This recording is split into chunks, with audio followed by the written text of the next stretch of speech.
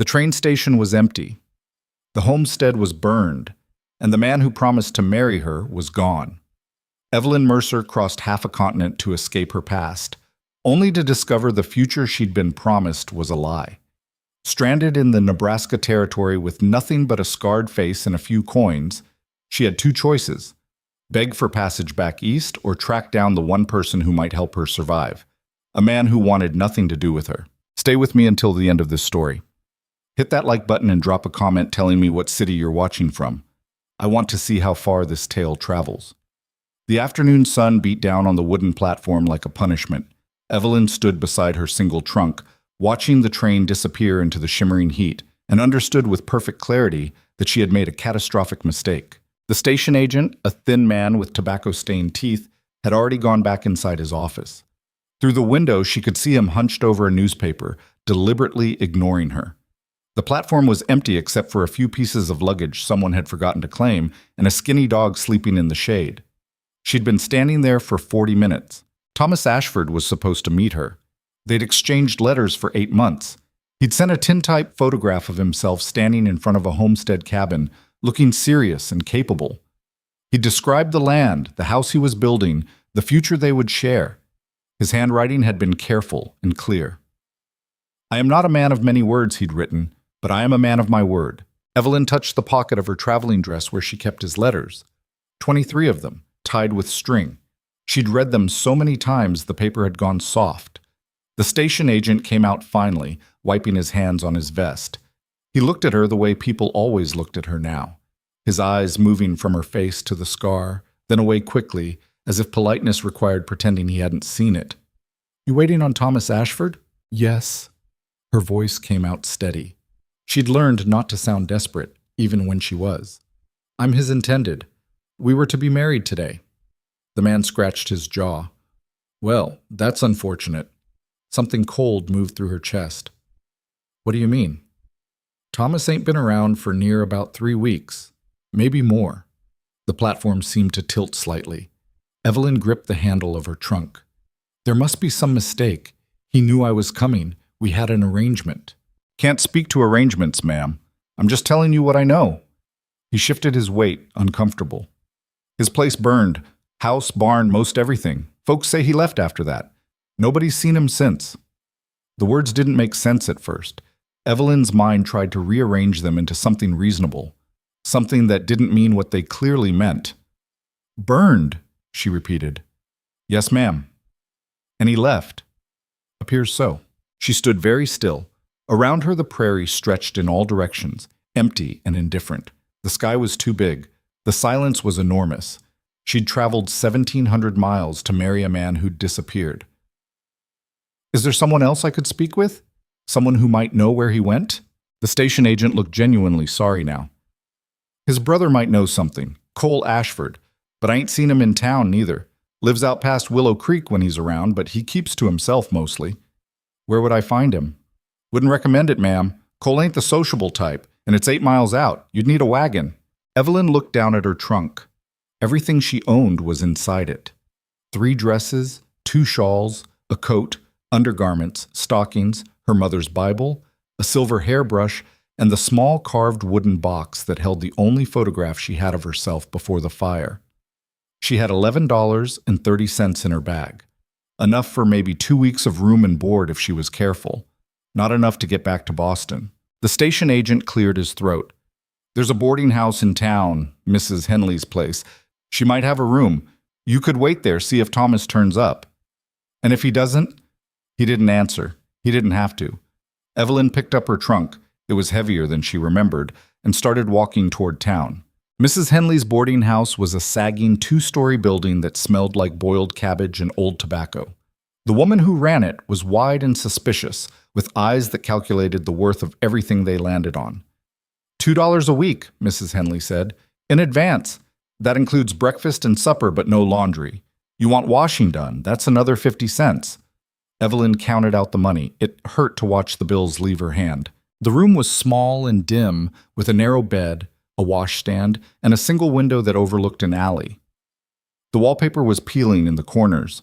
Someone had carved initials into the windowsill. She set her trunk down and sat on the bed. The mattress was thin and lumpy.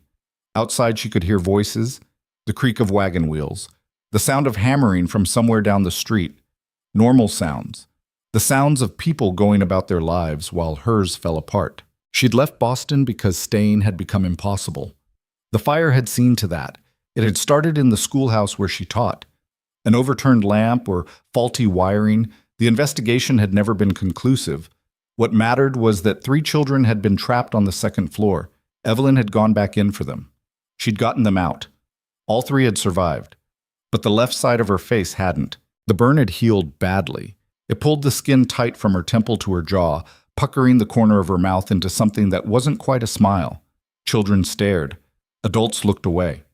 The parents of her students had started pulling their daughters from her class, quietly at first, then in a rush. Nobody said it was because of her face. They didn't have to. Within 6 months, she'd lost her position. Within a year, she'd become invisible, the kind of woman people pitied and avoided in equal measure. Thomas Ashford's advertisement in the Boston Matrimonial News had offered escape. Homesteader seeks honest, capable wife. Must be willing to work hard and live simply. No drinkers or complainers. Face and figure matter less than character. She'd written to him that same day. Now she sat in a rented room in a town she didn't know, waiting for a man who'd vanished, and tried to figure out what the hell she was supposed to do next. She gave it 3 days. 3 days of waiting in that miserable little room, eating Mrs. Henley's terrible food, listening to the other boarders gossip about people she didn't know. 3 days of checking the street every time she heard footsteps, hoping irrationally that Thomas would appear with some reasonable explanation. He didn't. On the 4th morning, Evelyn put on her most practical dress, pinned her hair back, and went looking for Cole Ashford. The mercantile owner, a chatty man named Mr. Pruitt, was happy to rent her a wagon for $1. He was less happy about the destination. "You sure you want to go out to the Ashford place alone?" "Quite sure. Cole's not exactly welcoming to strangers." "I'm not a stranger. I'm his brother's fiancée." Mr. Pruitt gave her a dubious look, but took her $1 anyway. The wagon was old and the horse was older, but both seemed functional. He drew her a rough map on the back of a receipt. "Follow the creek road west till you hit the Split Oak. Take the North Fork about 3 miles. You'll see what's left of Thomas's place first. Cole's cabin is another mile past that, up in the cottonwoods." The ride took 2 hours. The prairie rolled on endlessly, broken only by occasional stands of trees and distant hills. The sky was enormous and cloudless. Evelyn had grown up surrounded by buildings and people. Out here, the emptiness felt almost aggressive. She found Thomas's homestead exactly where Mr. Pruitt said it would be, or what was left of it. The house was gone, reduced to a blackened foundation and a few charred timbers. The barn had collapsed into itself. What might have been a chicken coop was now just ash and wire. The only structure still standing was a small stone well. Evelyn climbed down from the wagon and walked through the ruins. This was supposed to be her home, her future, the place where she would have started over, built a new life, maybe even been happy. Instead, it was just more ashes. She stood there for a long time, looking at the destroyed homestead and feeling something hard and angry forming in her chest. Then she got back in the wagon and kept going. Cole Ashford's cabin was set back in a grove of cottonwoods, small and solid and deliberately isolated. Smoke rose from the chimney. A horse grazed in a rough corral. The place looked functional, but unwelcoming, like its owner. Evelyn stopped the wagon in front of the cabin and waited. The door opened after a minute. The man who came out was tall and rangy, with dark hair that needed cutting, and a face that looked like it had forgotten how to smile. He had the same strong jaw as Thomas's tintype photograph, the same broad shoulders, but there was something harder about him, something that had been worn down or beaten out. He looked at her without expression. "You're lost." "I'm not." Evelyn climbed down from the wagon, ignoring the way her legs protested after 2 hours of sitting. "I'm looking for Cole Ashford." "You found him. Now you can leave." "I need to speak with you about your brother." Something flickered across his face. Annoyance, maybe, or something deeper. "Don't have a brother?" "Thomas Ashford. He wrote to me. We were to be married." Cole's eyes moved over her, quick and assessing, taking in the traveling dress, the impractical boots, the scar on her face. "Thomas is gone." "So I've been told. I want to know where." "Don't know. Don't care."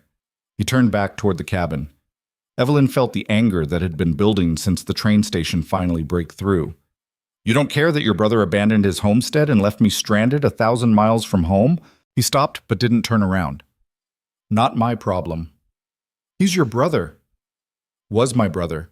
We didn't talk. Why not? None of your business. He looked back at her then, his expression flat. You came out here for nothing. Thomas is gone. The homestead's burned. Whatever he promised you isn't happening. Get back in that wagon and go home. I don't have a home. Not my problem, he said again.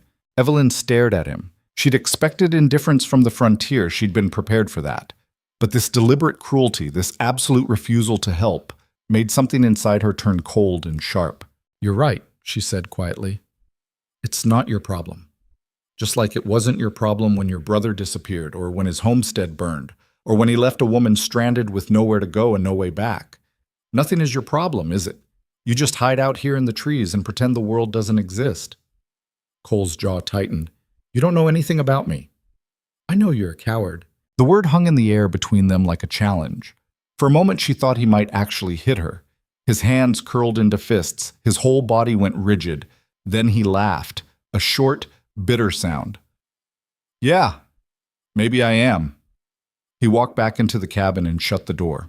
Evelyn stood in the yard, breathing hard, her heart pounding. She'd burned her last bridge. She had nowhere to go and no one to help her, and she'd just insulted the only person within 20 miles who might have given her a place to sleep. Perfect. She was still standing there 10 minutes later when the door opened again. Cole came out carrying a bedroll and a canteen. He dropped them on the ground near the wagon. You can sleep in the barn tonight. There's water in the canteen and some jerky in the saddlebag. Tomorrow morning you go back to town and you figure out your own life, understood? It wasn't kindness. It was barely even courtesy. But it was more than she'd had 5 minutes ago. Understood, Evelyn said. He went back inside without another word. The barn was small and drafty but dry. Evelyn spread the bedroll on a pile of old straw and tried to get comfortable. The horse in the nearby stall watched her with bored interest. Outside, the wind moved through the cottonwoods with a sound like rushing water. She didn't sleep much. Around midnight, she heard footsteps outside. Cole's voice, low and even, talking to the horse. Then silence again. When dawn broke, gray and cold, she got up and folded the bedroll. Her back ached. Her dress was covered in straw. She felt filthy and exhausted and more alone than she'd ever been in her life. But she was still alive. She walked over to the well, drew up a bucket of water and washed her face and hands as best she could. The cold water helped wake her up. She was repinning her hair when Cole emerged from the cabin. He looked like he hadn't slept either. Coffee's on the stove if you want it, he said. Then you need to go. Evelyn followed him inside. The cabin was small and spare. One room with a stove, a table, a bed in the corner, and not much else. Everything was clean but worn, used hard and cared for only out of necessity. The coffee was strong and black, and possibly the best thing she'd ever tasted. She wrapped her hands around the tin cup and let the heat sink into her palms. Cole stood by the stove, not looking at her. There's a stage that runs through town twice a week. Next one comes through Friday. If you don't have money for fare, talk to Reverend March. The church sometimes helps people in trouble. I'm not going back. He finally looked at her. What? I'm not going back to Boston or anywhere else. She set down the coffee cup. I came here to start over. That hasn't changed. There's nothing for you here. There's the homestead. Cole's expression turned incredulous. The burned-out pile of ash? It's still land, still a claim. Your brother filed for it legally, didn't he? What the hell does that matter? There's no house, no barn. Winter's coming. You'd die out there. Not if I rebuild. You. He said it like he was testing the word for sense. You're going to rebuild a homestead, by yourself. I didn't say by myself. Evelyn met his eyes directly. I'll need help. Understanding dawned on his face, followed immediately by anger. No. You said Thomas filed a legal claim. That means someone has to work the land or the claim gets abandoned. If it gets abandoned, I know how homesteading works. Then you know that property is valuable. People will want it, probably already do. If we let it sit empty, someone else will take it. Let them. Is that really what you want? To let all your brother's work go to waste? To let strangers take what he built? Cole turned away from her, his shoulders tight. Thomas made his choices. I made mine. We're not partners. We're not even family anymore. But you're twins. He spun back toward her. How do you... He stopped, jaw working. Doesn't matter. Being related by blood doesn't mean anything. Thomas and I haven't spoken in 4 years. He came out here to claim this land without telling me. He built that homestead without asking for help. And then he burned it down and ran off, which sounds about right for him. So no, I don't give a damn what happens to his land. He burned it? Evelyn felt something shift in her understanding. He did it deliberately? Cole looked like he regretted saying it. I don't know. Maybe. Probably. Why would he do that? Because he's Thomas. The bitterness in his voice was so deep it was almost physical. Because he starts things and doesn't finish them. Because he makes promises he can't keep and then runs when it gets hard. Evelyn thought about the 23 letters tied with string in her trunk, the careful handwriting, the promises about the future. He seemed different in his letters. Yeah, well, people lie in letters. She couldn't argue with that. She'd lied in hers, too. Not about the important things, but about the small ones. She'd made herself sound braver, more capable, more certain. She'd left out the nights she'd cried herself to sleep, the mornings she'd woken up wishing she hadn't. I still need help, she said, even if it's just for a few weeks. Help me get the homestead livable before winter. After that, I'll manage on my own. You don't know what you're asking. Rebuilding out there would take months, maybe longer. The house alone. I'm not asking you to rebuild the house, just something I can survive in. A dugout or a small cabin. Enough to prove I'm working the claim so no one can take it.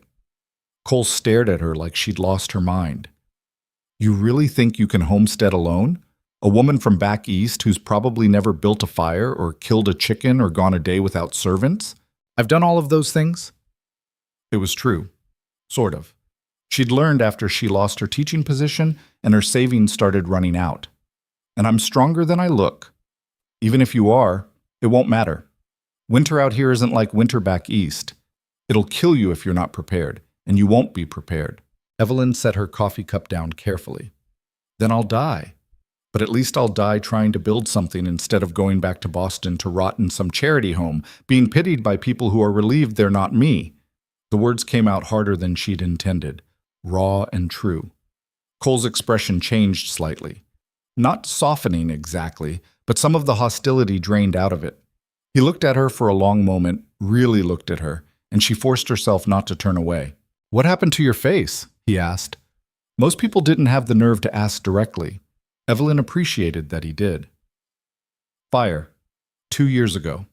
I went into a burning building to get some children out. Did you get them out? Yes. He nodded slowly, and they thanked you by making you leave. More or less. Cole poured himself more coffee and stood there drinking it, thinking. The silence stretched out. Outside, a crow called harshly from somewhere in the trees. Finally, he said, 1 month. Evelyn's heart jumped. What? I'll help you for 1 month. We'll build a dugout, get some supplies laid in, make sure the well's working. After that, you're on your own. And if winter comes early or you can't handle it, you leave. You go back east or you go to town or you go to hell, but you don't stay out there and freeze to death. Agreed?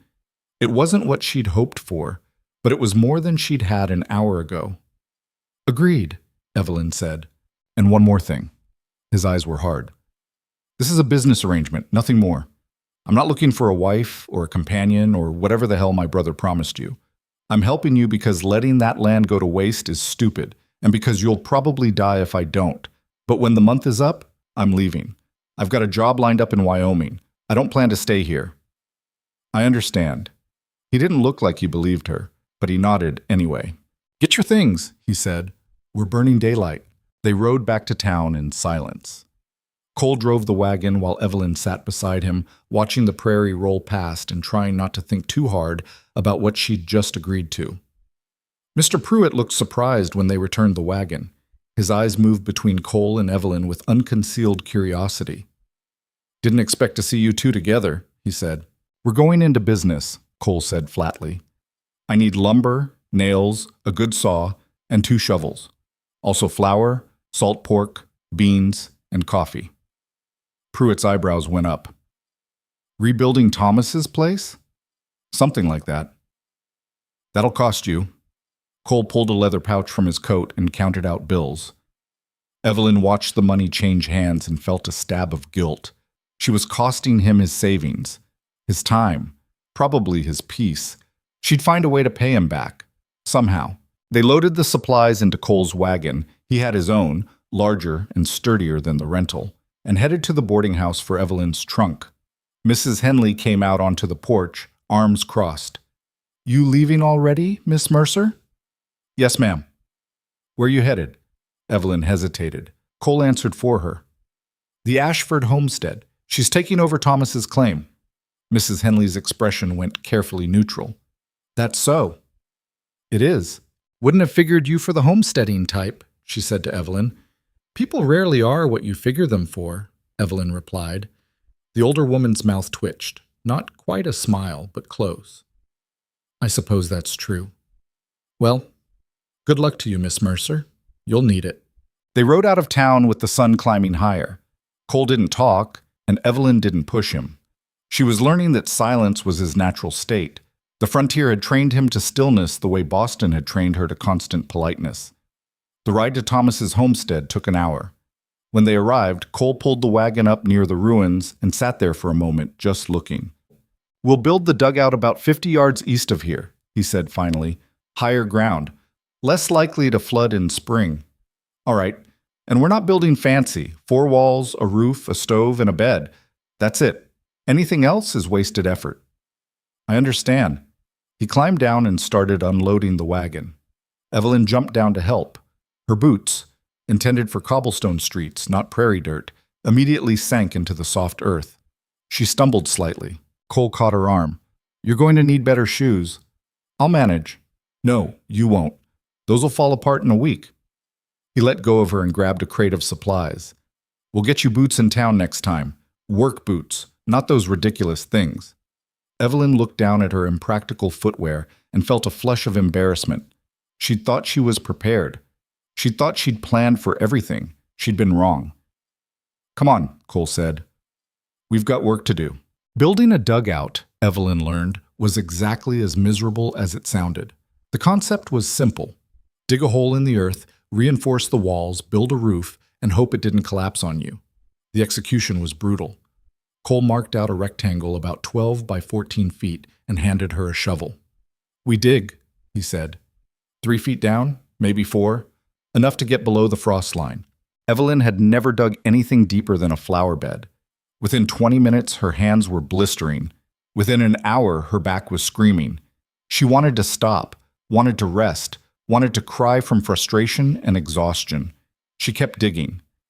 Cole worked beside her in silence, moving earth with steady mechanical efficiency. He didn't take breaks, didn't complain, didn't slow down. Evelyn tried to match his pace and failed miserably. By midday, she was shaking with fatigue.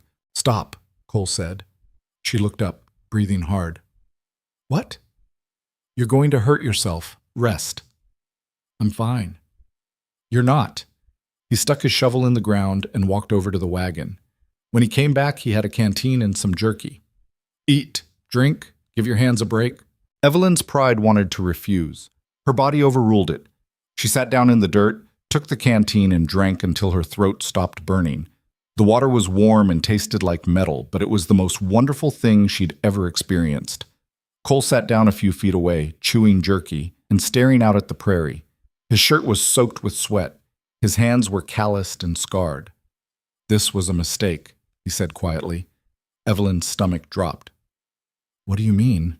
You can't do this. Not long term. You don't have the strength." "I'll get stronger." "Maybe. Or maybe you'll work yourself to death trying to prove something that doesn't need proving."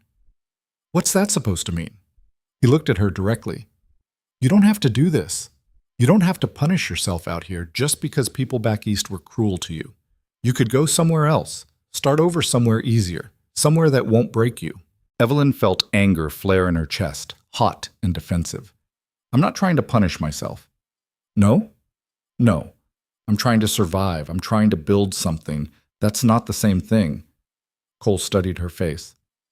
"If you say so." I do say so. She stood up even though her legs protested. And I'm not quitting. Not today. Not ever. So you can either help me or you can leave. But either way, I'm finishing this dugout. For the first time since she'd met him, Cole smiled.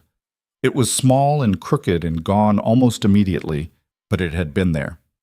All right, he said, let's get back to work. They worked until sundown.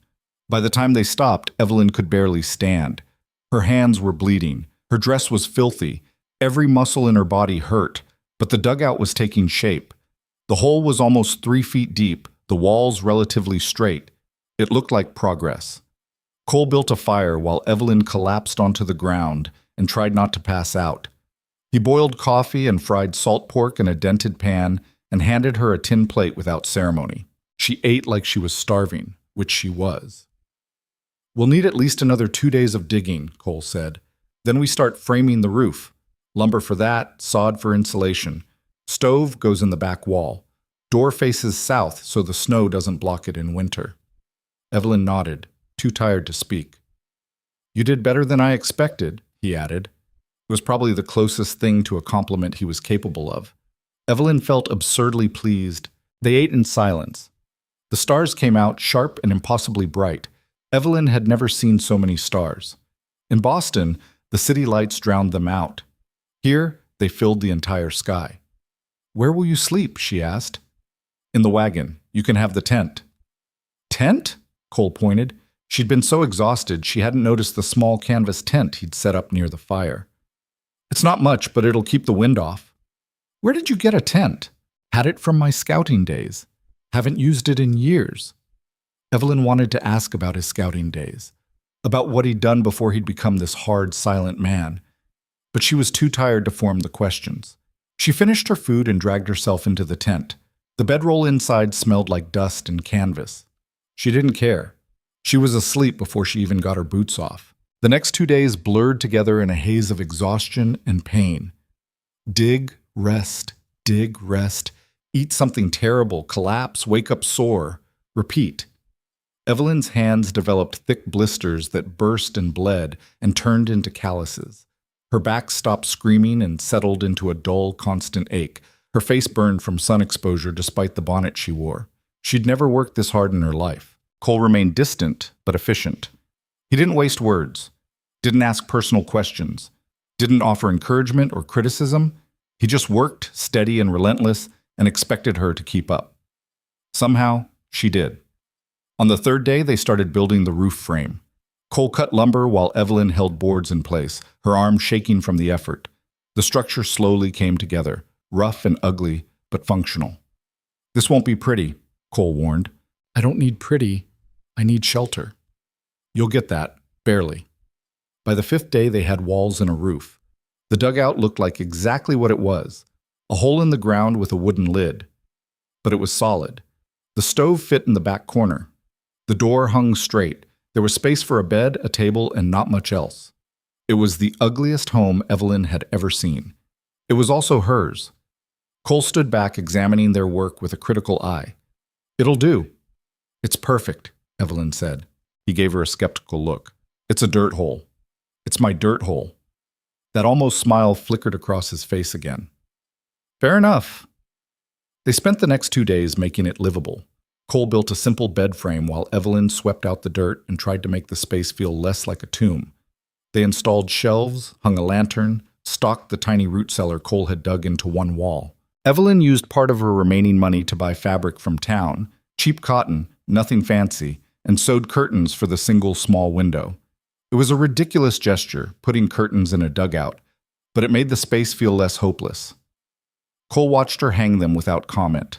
But that night, when they were eating dinner by the fire, he said, "The curtains are nice." It was the first time he'd acknowledged anything she'd done that wasn't strictly practical. "Thank you," Evelyn said. They fell into an uneasy routine. Work all day, eat together at night, sleep separately. Cole remained quiet, but the hostility had faded. Sometimes, if Evelyn said something particularly foolish about frontier life, he'd correct her without making her feel stupid. Once, when she cut her hand badly on a piece of metal, he'd bandaged it with quick, impersonal efficiency. He was teaching her, she realized, not deliberately, but by example. how to build a fire that wouldn't smoke, how to sharpen a knife here, how to read the weather, how to survive. 3 weeks into their arrangement, a neighbor finally showed up. His name was Henry Garrett, and he owned the land 2 miles south. He was stocky and weathered, with suspicious eyes and a rifle slung across his back. He rode up to the dugout one afternoon while Evelyn was hauling water from the well. "Heard someone was working Thomas's claim," he said. "Came to see if it was true." Cole emerged from the dugout, his expression carefully neutral. "It's true." Garrett looked between them. "You're Cole Ashford, Thomas's brother. That's right? And you?" His eyes landed on Evelyn. "Evelyn Mercer, Thomas's fiancée." Garrett's eyebrows went up. "Fiancée? That's interesting, seeing as Thomas is gone and you're living here with his brother." The implication was clear. Evelyn felt her face heat with anger and embarrassment. Before she could respond, Cole stepped forward. "Miss Mercer is working this claim legally," he said, his voice flat and dangerous. "I'm helping her get established before winter. If you've got a problem with that, say it directly." Garrett held up his hands. "No problem, just making observations." "Then observe somewhere else." The two men stared at each other. Evelyn held her breath, waiting for the confrontation to turn violent. Then Garrett grinned, a sharp, unpleasant expression. "Heard you were unfriendly, Cole. Didn't believe it till now." He touched his hat brim in Evelyn's direction. "Ma'am, good luck with your claim. And your arrangement." He rode off. Evelyn stood there, humiliated and furious. She wanted to scream or throw something or chase after Garrett and tell him exactly what she thought of his insinuations. Cole put a hand on her arm. "Let it go." "He thinks—" "I know what he thinks. Doesn't matter. It matters to me." "Then you're wasting energy." He released her arm and went back to work. But that night, as they sat by the fire, he said quietly, "People are going to talk. You know that, right?" "I know. It'll get worse before it gets better. Frontier towns love gossip. And a single woman living alone on a homestead, that's gossip for months." Evelyn stared into the flames. "I don't care what they say." "You should. Reputation matters out here. It affects whether people will trade with you, help you, trust you." "What do you suggest I do about it?" Cole didn't answer right away. When he did, his voice was careful. "We could make it legal." Evelyn looked at him sharply. "What?" "The arrangement. We could actually get married, on paper. It would stop the talk, protect your reputation, and it would make the land claim stronger. Married couples get more consideration than single women." Her heart was pounding. "You said this was just business." "It would still be business. Nothing would change except the paperwork. We'd still have the same agreement. I help you for a month, then I leave. But you'd have my name. Protection. Legal claim to everything we've built. And you'd get nothing." "I'd get peace of mind," Cole said, "knowing you weren't being harassed or having your claim challenged because people think you're a whore." The bluntness of the word made her flinch. But he wasn't wrong. That's exactly what people would think. We're already thinking, if Garrett's attitude was any indication. "I need to think about it," Evelyn said. "Take your time. The offer stands." But she didn't need much time. The truth was, she'd already been thinking about it. About the practicalities, about the fact that being married to Cole Ashford, even on paper, even temporarily, would give her protections she desperately needed. 2 days later, she told him yes. They rode into town the next morning and found the justice of the peace. The ceremony took less than 5 minutes. There were no witnesses except the justice's wife. No flowers, no music, no vows about love or devotion. Just a contract, signed and sealed. When it was over, Cole paid the fee, and they walked out into the street as husband and wife. Evelyn felt nothing.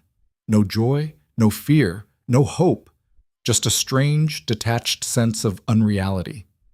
"We should tell people," Cole said. "Why?" "Because that's the point.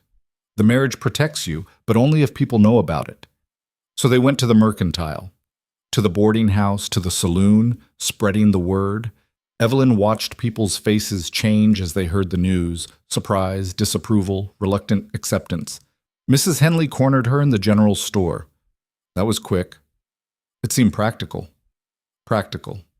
The older woman shook her head. "That's one word for it. You know what you're getting into with Cole Ashford?" "Not entirely, but I know enough. He's a hard man. Not cruel, but hard. War did that to him. And his brother. She trailed off. What about his brother? Nothing. It's not my business. But her eyes said it was everyone's business, that there were stories Evelyn hadn't heard yet. They rode back to the homestead in silence. The sun was setting, painting the prairie in shades of gold and red. It should have been beautiful. It just felt empty. When they got back, Cole unhitched the horses and started his usual evening routine. Evelyn went into the dugout and sat on the bed, staring at the dirt walls. She was married.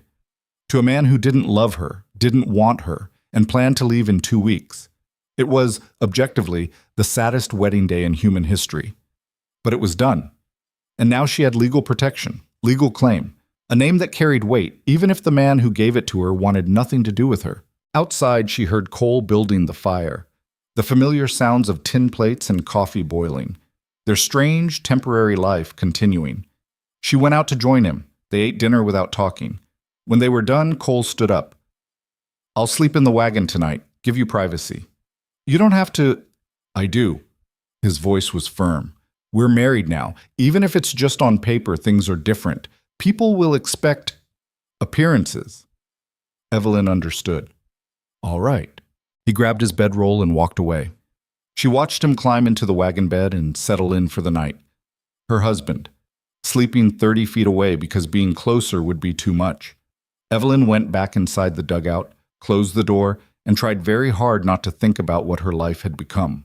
The morning after the wedding, Evelyn woke to the sound of hammering. She pulled herself out of bed, her body still protesting from weeks of hard labor, and stepped outside into the pale dawn light. Cole was already at work, building something near the well. What are you doing? She called. He didn't stop hammering. Washstand. You need somewhere to clean up that isn't freezing your hands off in the creek.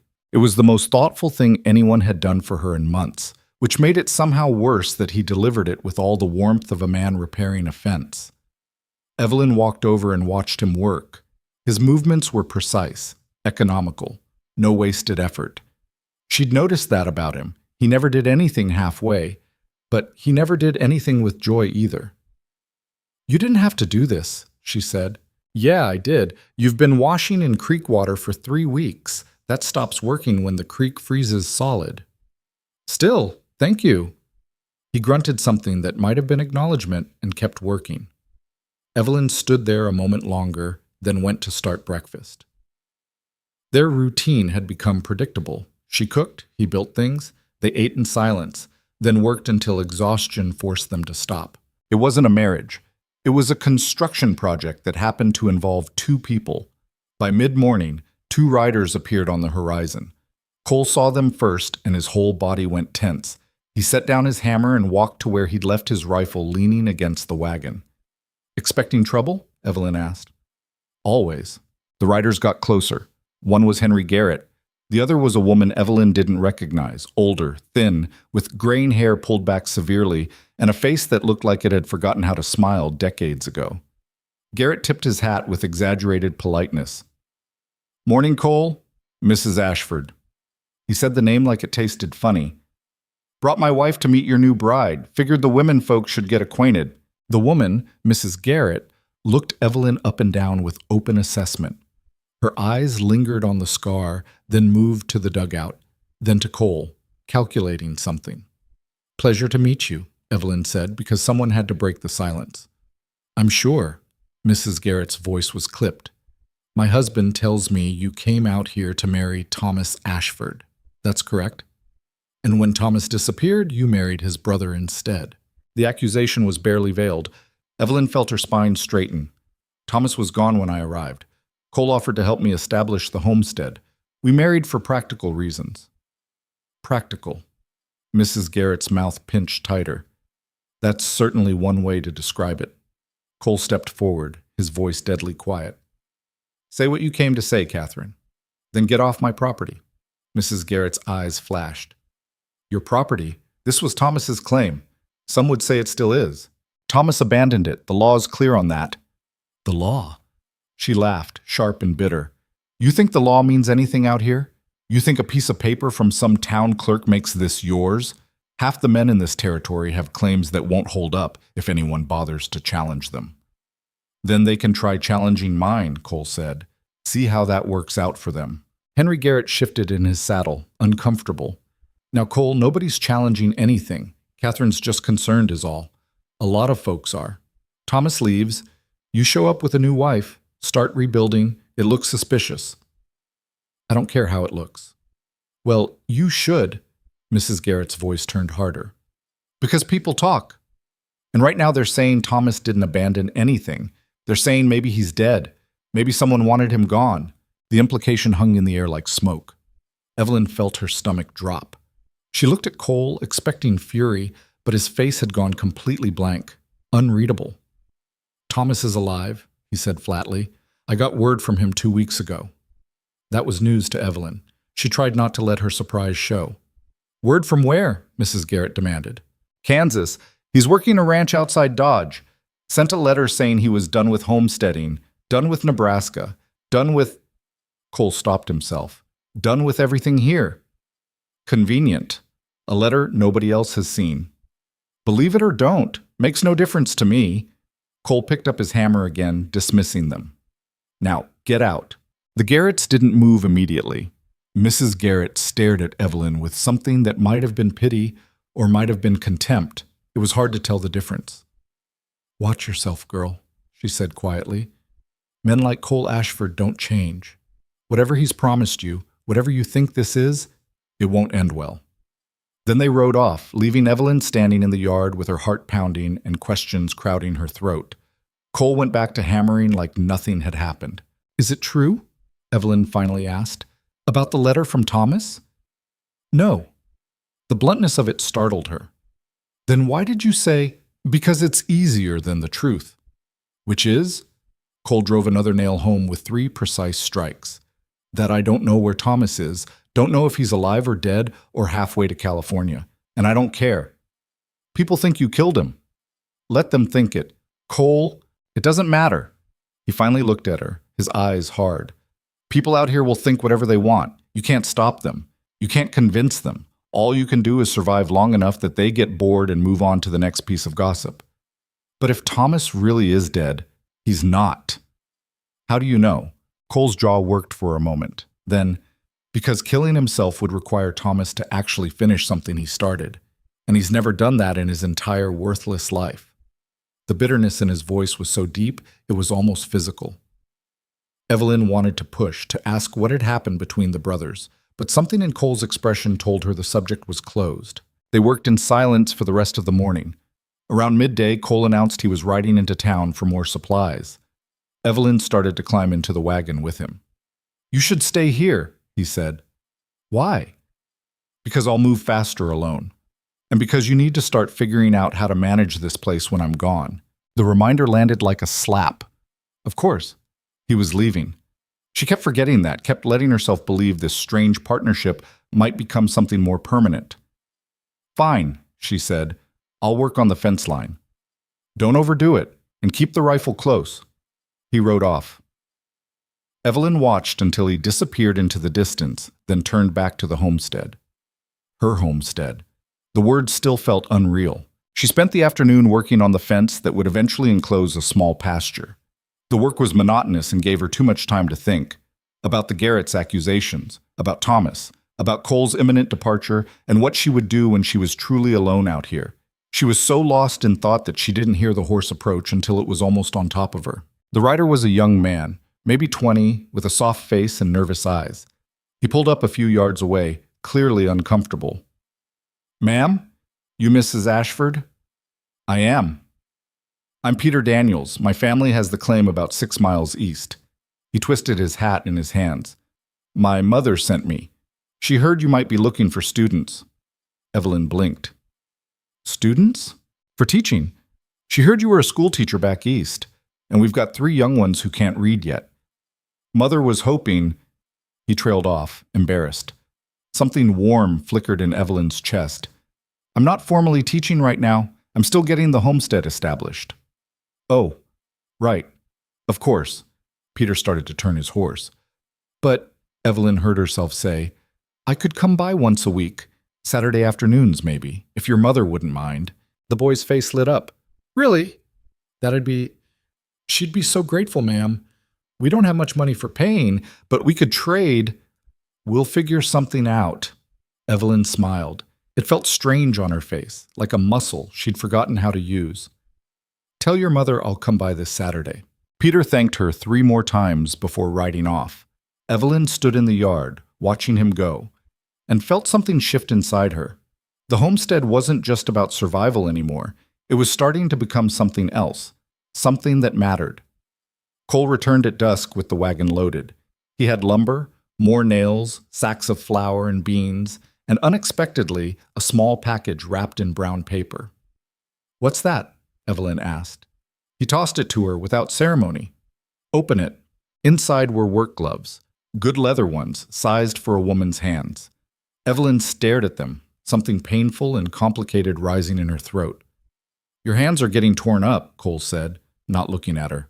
"These'll help." "Thank you. It's practical. Can't have you too injured to work." But it wasn't just practical, and they both knew it. It was thoughtful, kind, even. Evelyn pulled on the gloves. They fit perfectly. That night, over dinner, she told him about Peter Daniels and the teaching offer. Cole's expression darkened. "You said yes." "I said I'd come by on Saturdays. That's 6 miles each way. I know how far it is. And you'll be riding alone, across open prairie, where anything could happen." Evelyn set down her fork. "I was a teacher, Cole.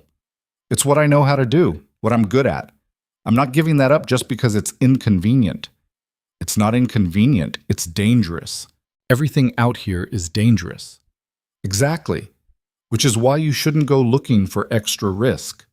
He stood abruptly, his chair scraping against the ground. "Do what you want, but when something happens, don't expect me to come running." He stalked off into the darkness. Evelyn sat alone by the fire, frustrated and hurt and angry all at once.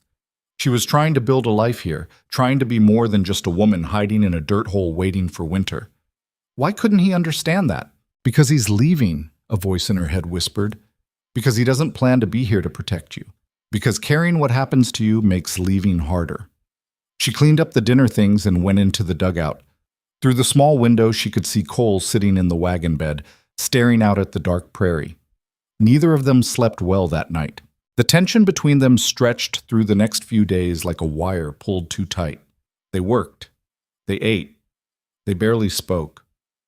Evelyn refused to apologize for accepting the teaching position, and Cole refused to admit he'd overreacted. Saturday came one.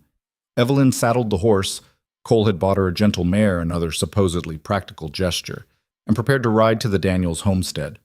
Cole was fixing the roof on the dugout and didn't acknowledge her leaving. Fine. Let him sulk. The ride took 2 hours. The Daniels family lived in a sod house that made Evelyn's dugout look luxurious by comparison. But Mrs. Daniels was warm and grateful, and the 3 children, 2 girls and a boy, ranging from 6 to 10, were eager and bright. Evelyn spent 3 hours teaching them basic letters and numbers. She'd brought her mother's Bible as a reading primer, the only book she owned. The children hung on every word, their faces intense with concentration. When it was time to leave, Mrs. Daniels pressed a cloth-wrapped package into her hands. "It's not much, just some preserves and dried venison, but we're grateful for what you're doing." Evelyn rode home as the sun set, feeling more like herself than she had in months. She'd forgotten what it felt like to be useful, to be wanted for something other than labor or legal protection. Cole was waiting in the yard when she arrived. His face was tight with suppressed anger, or maybe fear. It was hard to tell. "You're late." The teaching went longer than expected. "You said you'd be back by sundown." "I'm here now."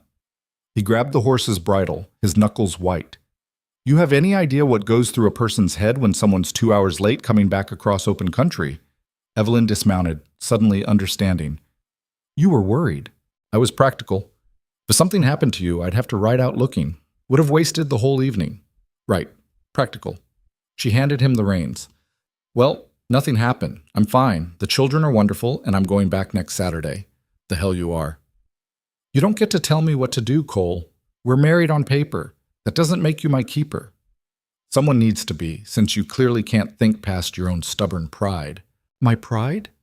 Evelyn's voice rose. You're calling me prideful? You who won't even admit you were scared something might have happened.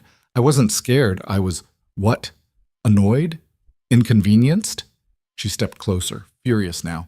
You can't have it both ways. You can't marry me for appearances and then pretend you don't care whether I live or die. Cole's face went hard. You want to know the truth? Fine, I don't care.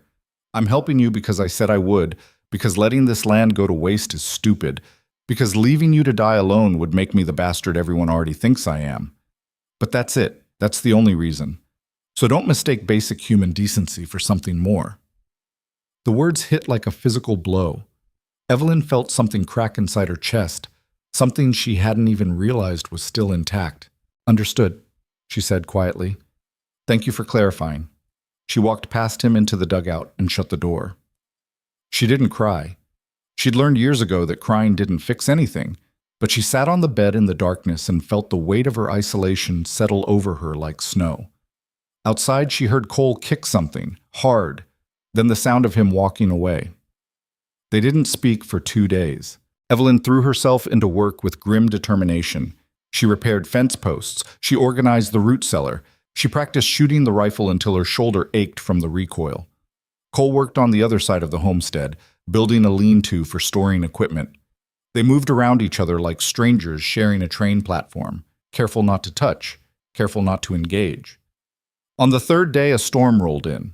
Evelyn saw it coming from miles away, a wall of black clouds moving across the prairie like an advancing army. The temperature dropped 20 degrees in an hour. The wind picked up, howling across the grassland and whipping her skirt around her legs. Cole appeared in the doorway of the dugout. Get inside, this is going to be bad. She didn't argue. They'd barely gotten the door secured and the shutters latched when the storm hit. Rain came down in sheets, turning the world outside into a gray blur. Thunder cracked so loud it shook dirt from the ceiling. Lightning illuminated the dugout in sharp, terrifying flashes. The storm lasted 6 hours. They sat on opposite sides of the small space, not speaking, while the prairie tried to tear itself apart outside. Water started seeping in through gaps in the roof. Cole wedged rags into the worst spots. The temperature inside the dugout plummeted. Around midnight, the leak above Evelyn's bed got worse. Water poured through, soaking the mattress. She tried to move it, but it was too heavy and too wet. Leave it, Cole said. Sleep over here. He gestured to his side of the dugout, where his own bedroll was laid out on the packed earth floor. It was the first thing he'd said to her in 3 days. I'm fine. You'll freeze to death on a wet mattress. Don't be stupid. Evelyn wanted to refuse out of pure spite, but he was right, and they both knew it. She grabbed her blanket and moved to the other side of the dugout. Cole had already shifted his bedroll to make room. There was maybe 2 feet of space between them. Try to sleep, he said. She lay down, achingly aware of his presence. The storm continued to rage. The dugout creaked and groaned, water dripped steadily into the pot they'd placed under the worst leak. I'm sorry, Cole said into the darkness. Evelyn went still. What? For what I said. About not caring. It was... He stopped, searching for words. It wasn't true. Then why did you say it? Long silence. Then... Because it's easier. Easier to push people away than to... He didn't finish. Then to what? Nothing. Forget it. But Evelyn couldn't forget it. She turned toward him, though she could barely see his face in the darkness. You're leaving in less than 2 weeks. I understand that. I'm not asking you to stay. I'm not asking for anything except basic honesty. Honesty. His laugh was bitter. You want honesty? Fine. I was terrified when you didn't come back Saturday. I spent 2 hours convincing myself you were probably dead in a ravine somewhere, or taken by drifters, or thrown from your horse. And I hated it. Hated feeling that way, because I don't get to feel that way about people anymore. Why not? Because everyone I've ever cared about either dies or leaves or turns into someone I don't recognize. His voice was rough. My parents died when Thomas and I were 16. Cholera. We buried them ourselves because there was nobody else. The war took everyone I served with, every friend I made, and Thomas... He stopped. What about Thomas? Thomas was supposed to be the one person who stayed. We were twins. We grew up depending on each other because there was nobody else. And then Cole's voice cracked. He decided he wanted something different. Wanted to go west, claim land, start fresh. I tried to talk him out of it, tried to convince him we should stay together. But he went anyway. And then he wrote me these letters, full of big plans and promises trying to get me to join him. Like I was supposed to just forgive him for leaving and come running when he called. Did you come? Eventually, after 3 years of him begging, I came out here to tell him to stop writing, to stop pretending we were still brothers. Cole's breathing was uneven. But when I got here, the homestead was already burned. Thomas was gone, and I realized I'd wasted 3 years being angry at someone who was already lost. Evelyn reached out in the darkness and found his hand. He flinched but didn't pull away. "You're not lost," she said quietly. "How would you know?" "Because lost people don't keep their promises. They don't build washstands for women they claim not to care about. They don't worry when someone's late coming home." Cole's fingers tightened around hers. "I'm still leaving." "I know. I can't stay here. This place, it reminds me of everything I've failed at." "I understand. Do you?" "Yes." Evelyn's voice was steady. "Because I came out here trying to escape everything I'd failed at back east. And I learned you can't run from yourself. But you can build something new, something that matters. Is that what you're doing?" "I'm trying." They lay there in the darkness, hands clasped between them, while the storm raged and the dugout creaked and something fragile and complicated formed in the space where their anger had been. Eventually, Evelyn slept. When she woke in the early morning light, Cole was already gone. But her hand was warm where he'd held it, and someone, him, obviously, had covered her with his coat while she slept. The storm had passed. Outside, the prairie was transformed, puddles everywhere, the air clean and cold. A few fence posts had blown over and the lean-to's roof had partially collapsed, but the dugout had held. Cole was already at work repairing the damage. Evelyn emerged and started helping without being asked. They worked side by side, and the terrible silence between them was gone. They still didn't talk much. Cole wasn't suddenly going to become chatty, but the quality of the quiet had changed. That afternoon, while they were restacking lumber that the wind had scattered, Cole said, "I'll ride with you next Saturday, to the Daniels place." Evelyn looked up, surprised. "You don't have to." "I know, but I will anyway." "Why?" He hammered a nail with more force than necessary. "Because you were right. I can't tell you what to do, but I can make sure you get there safely." It wasn't a declaration of love. It wasn't even particularly romantic, but it was Cole's version of an apology, and Evelyn understood that. "All right," she said. "Thank you." The following Saturday, Cole saddled both horses before dawn. They rode to the Daniels homestead together, not talking much, just existing in each other's presence. He waited outside while she taught, sitting on his horse, and watching the horizon like he expected trouble. On the ride back, Peter Daniels' mother had sent them home with fresh bread and a jar of honey. Cole accepted it with gruff thanks. "They're good people," he said as they rode. "They are. You're good at this. Teaching." Evelyn glanced at him, startled. "Thank you. Don't let anyone take it from you again." The words settled into her chest and stayed there. Over the next week, something shifted between them. They worked together with increasing efficiency, developing an unspoken rhythm. Cole showed her how to properly maintain the rifle, how to track weather patterns, how to preserve meat for winter. Evelyn taught him that not everything had to be done in grim silence, that sometimes conversation made work easier. One evening, while they were mending harnesses by lamplight, she told him about the fire, about going into the burning schoolhouse and carrying 3 children out through the smoke, about waking up in the hospital weeks later to discover her face had been destroyed and her life had changed forever. Cole listened without interrupting. When she finished, he said, "You're braver than anyone I served with." "That's not true." "It is.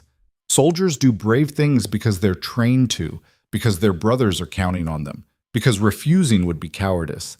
You went into that fire because it was right. That's different." Evelyn felt tears prick her eyes. She blinked them away. "I lost everything because of it." "No, you lost a place that didn't deserve you. There's a difference." They sat in silence after that, both working on the leather, both thinking about scars that couldn't be seen. The next morning, Cole announced they needed to make a supply run to town. It was a bigger trip than usual. They'd need provisions to last through early winter. "How much time do we have, John?" Evelyn asked. "Before the weather turns?" 3 weeks, maybe 4 if we're lucky, which meant he had less than 2 weeks left before his job in Wyoming started. Neither of them mentioned it. The trip to town took most of the day. They loaded the wagon with flour, salt, beans, coffee, lamp oil, and everything else they could afford. Cole also insisted on buying her warmer clothes, a heavy coat, wool stockings, a pair of lined boots that actually fit. "I can't afford all this," Evelyn protested. "Consider it an investment in keeping my wife from freezing to death." The casual way he said "my wife" made something flutter in her chest. She told herself it meant nothing. It was just words. They were loading the last of the supplies when a well-dressed man approached them on the street. He was older, maybe 50, with graying hair and expensive clothes that looked absurdly out of place in the dusty frontier town. "Excuse me," he said. "I'm looking for Cole Ashford." Cole went very still. "You found him." The man's eyes moved between Cole and Evelyn, calculating. "My name is Victor Ashford. I'm Thomas's uncle." "Your uncle as well, I suppose." The silence that followed was deafening. "We don't have an uncle," Cole said finally. "Your father and I were estranged. It's complicated." Victor's smile was practiced, professional. "But I'm here now because I've learned about Thomas's disappearance, and about the homestead." "What about it?" "Well," Victor pulled the folded document from his coat.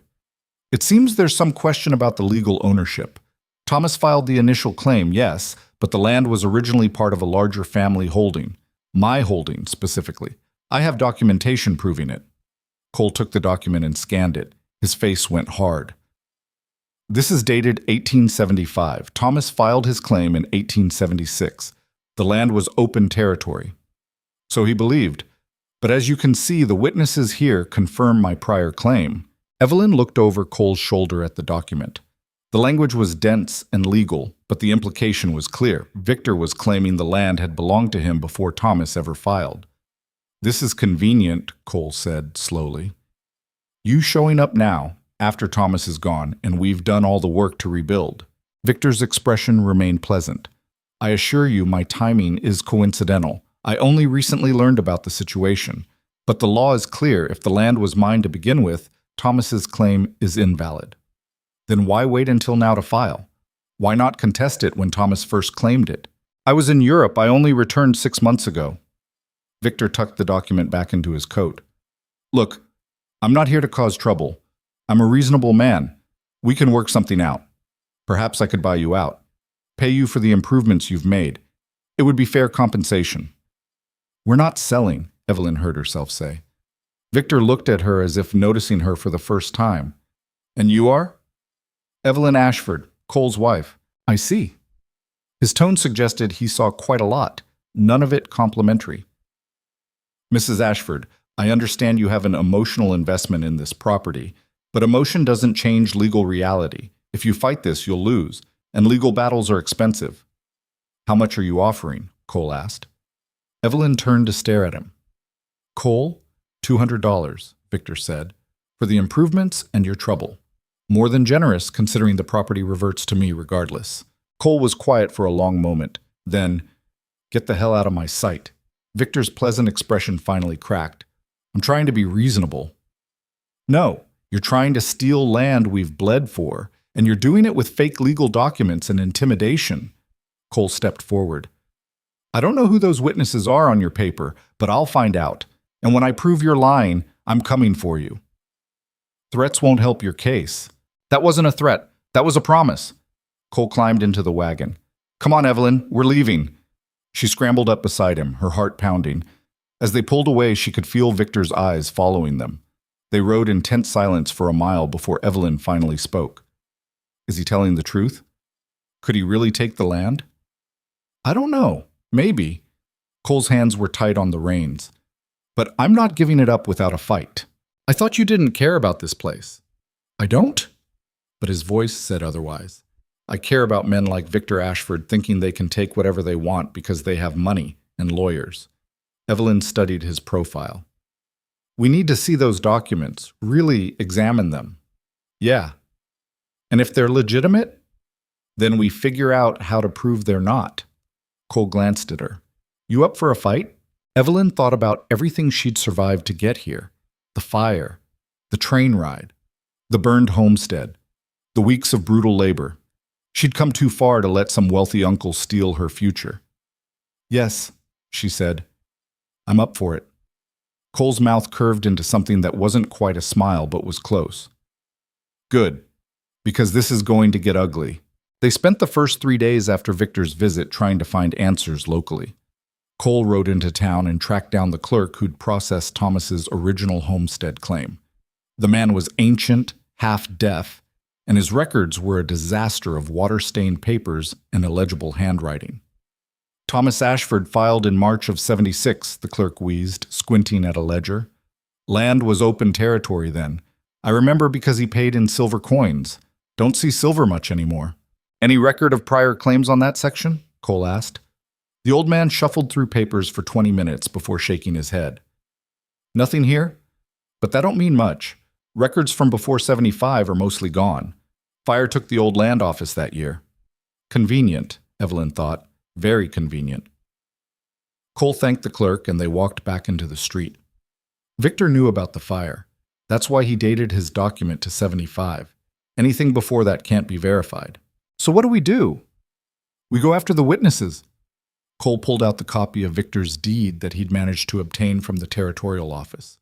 2 names were listed as witnesses, Edmund Bartlett and Sarah Mackenzie. If we can prove these people didn't actually witness anything, the whole document falls apart.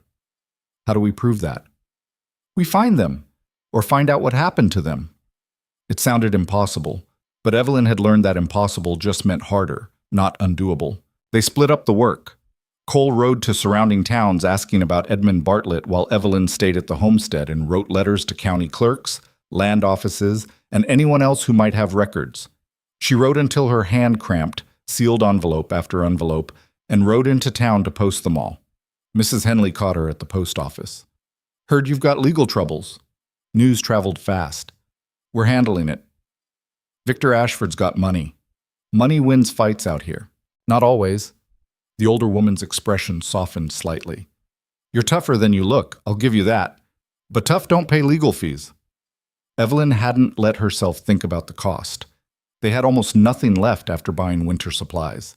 If this went to court, they'd be ruined even if they won.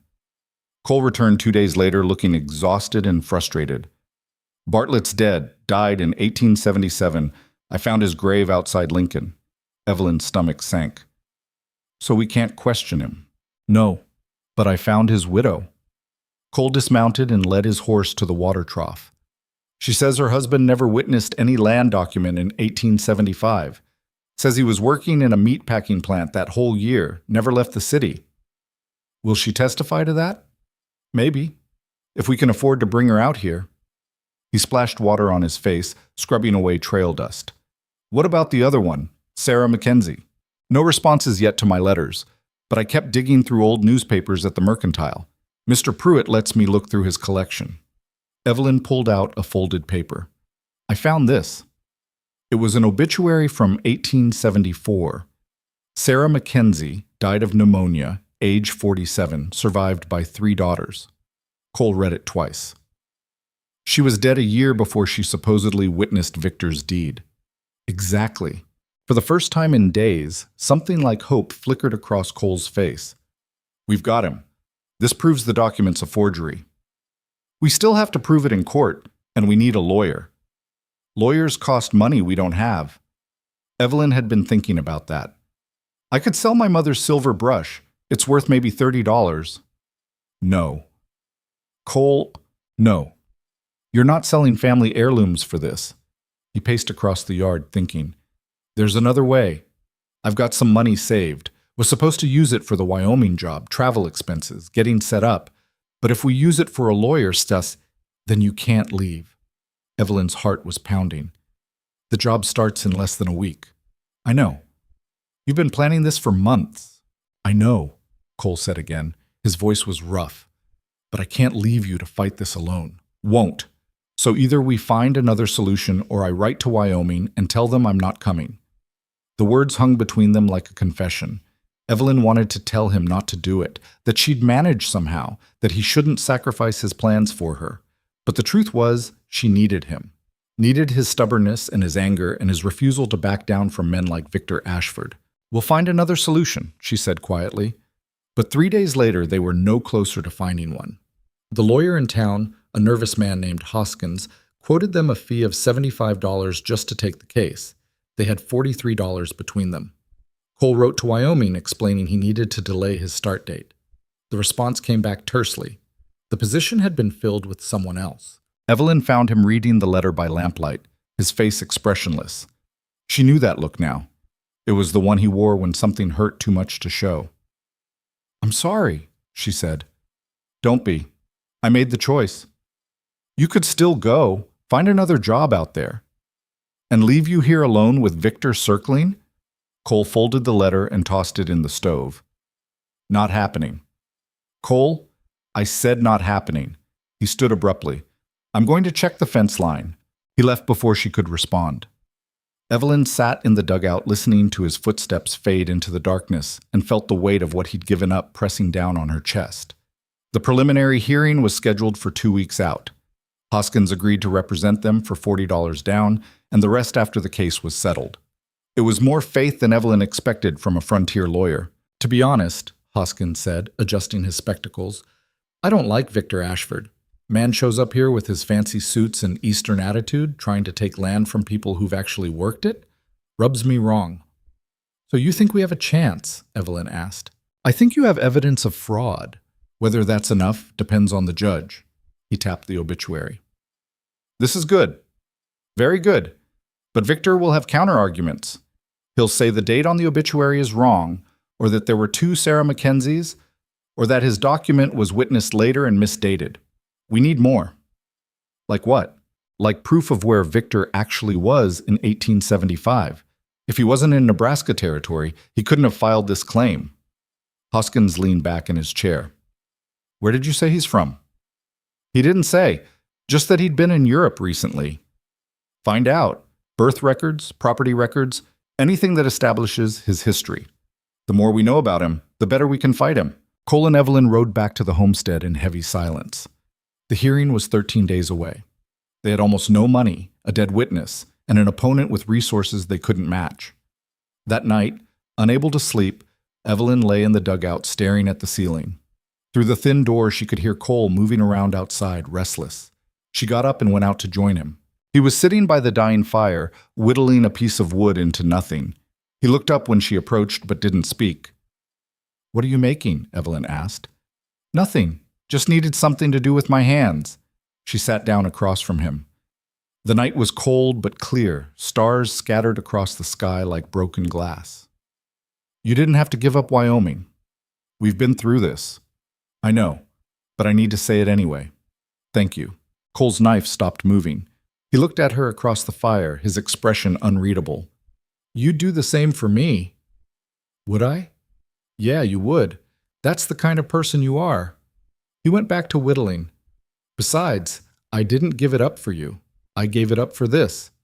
He gestured at the homestead around them. "For something we built, something that matters." "It's just land, Cole." "No, it's not. It's proof that people like us can start over, can build something from nothing." His voice was fierce. "And I'm not letting some rich bastard take that away because he's got lawyers and we don't." Evelyn felt something shift in her chest, something warm and terrifying. She was starting to care about this angry, damaged man in ways that went far beyond their paper marriage. "We need to find out more about Victor," she said, redirecting before her emotions could show. "Where he's from, what he's done. There has to be something we can use." Cole nodded slowly. "I've been thinking about that. Thomas used to write me about our family history, things he'd researched. He was obsessed with it for a while, trying to trace our family tree." He paused. "Most of his letters I threw away, but there might be a few left in my things." They went through Cole's belongings by lamplight. Most of it was practical, clothes, tools, a few books. But at the bottom of his trunk was a bundle of letters tied with twine. He untied them reluctantly, like opening an old wound. These are from before things went bad between us, he said quietly, before I stopped answering. Evelyn watched him sort through the letters, his face tight with old pain. She wanted to comfort him, but didn't know how. Finally, he pulled one out. Here, from 1875. Thomas is talking about hiring someone to research our genealogy. Cole scanned the letter. He mentions our father had a brother named Victor who left for California during the gold rush and was never heard from again. Victor? Evelyn repeated. Could it be the same person? Maybe. Probably. Cole's eyes were sharp now, focused. Thomas wrote that the family heard rumors Victor had died out west, but there was never confirmation. So our Victor could be lying about being family, or he could be telling the truth and faked his own death years ago. Evelyn's mind was racing. Either way, if he was supposedly dead in the 1850s, he couldn't have filed a land claim in 1875. Unless he came back, assumed his old identity. Cole set the letter down. We need to find out if there are any records of Victor Ashford between 1850 and now. Death certificates, property deeds, anything. That's going to require going through government archives, county records. Evelyn felt the impossibility of it pressing down. We don't have time.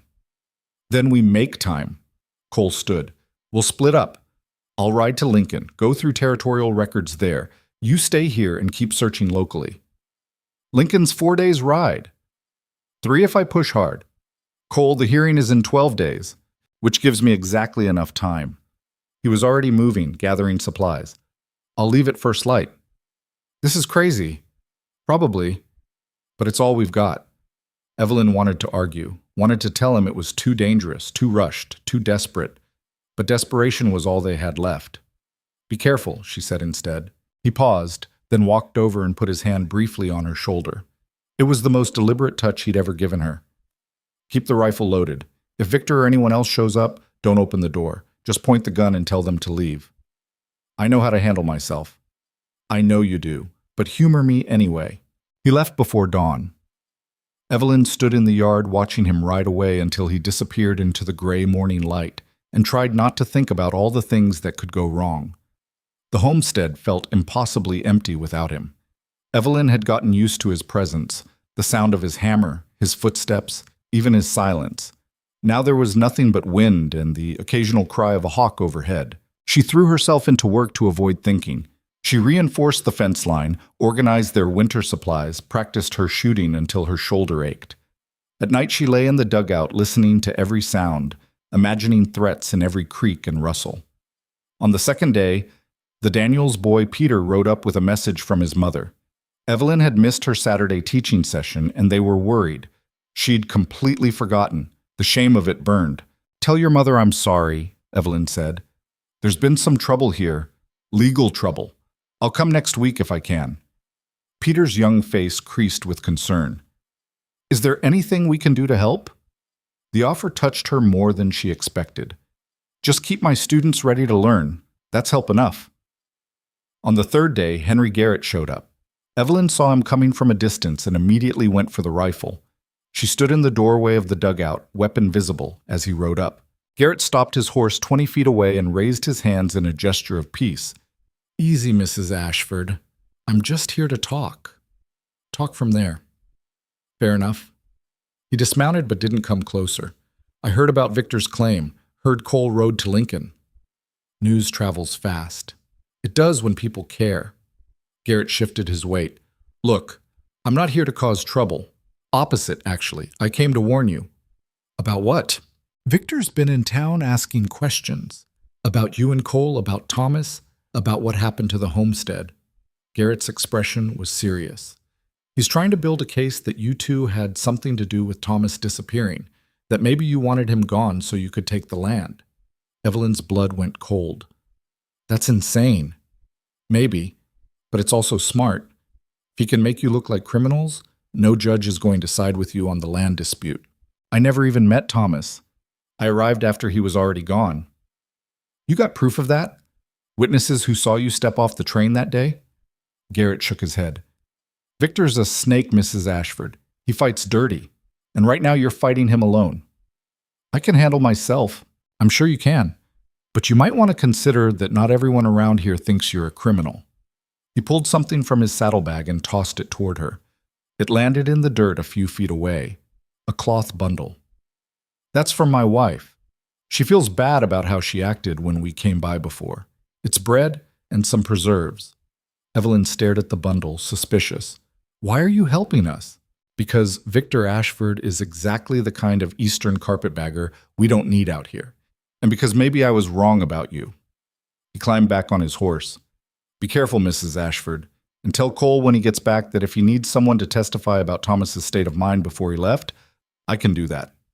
I talked to him a few times. He seemed... Garrett paused, searching for words. Troubled. Like a man running from something. He rode off before Evelyn could respond. She stood there holding the rifle, trying to process what had just happened. Slowly, she walked over and picked up the bundle. Inside was fresh bread, still warm, and 2 jars of preserves. She carried them inside and sat on the bed, staring at the simple gifts. Maybe the world wasn't entirely hostile. Maybe there were people who'd help if given the chance. Or maybe Garrett was playing his own game and she was too desperate to see it. Cole returned on the evening of the 5th day, exhausted and covered in trail dust. Evelyn heard his horse and ran out to meet him. He dismounted stiffly, clearly in pain from riding hard. Did you find anything? She asked.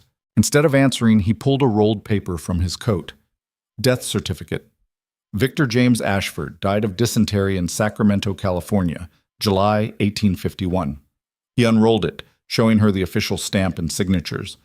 Our Victor couldn't have filed a claim in 1875 because, according to California records, he's been dead for nearly 30 years. Evelyn felt something like electricity run through her. So whoever's claiming to be Victor is either a fraud using a dead man's name or actually is Victor and faked his death decades ago.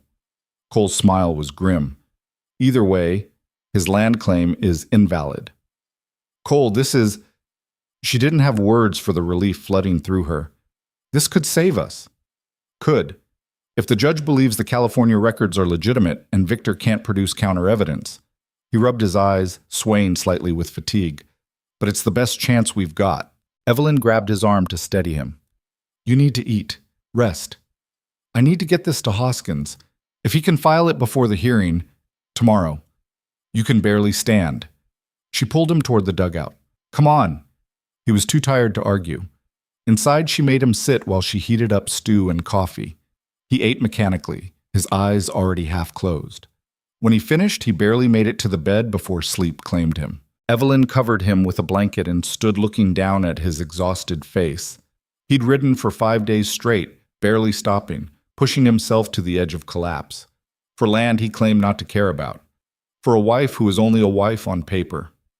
She reached out and brushed the hair back from his forehead. He didn't wake. Thank you, she whispered.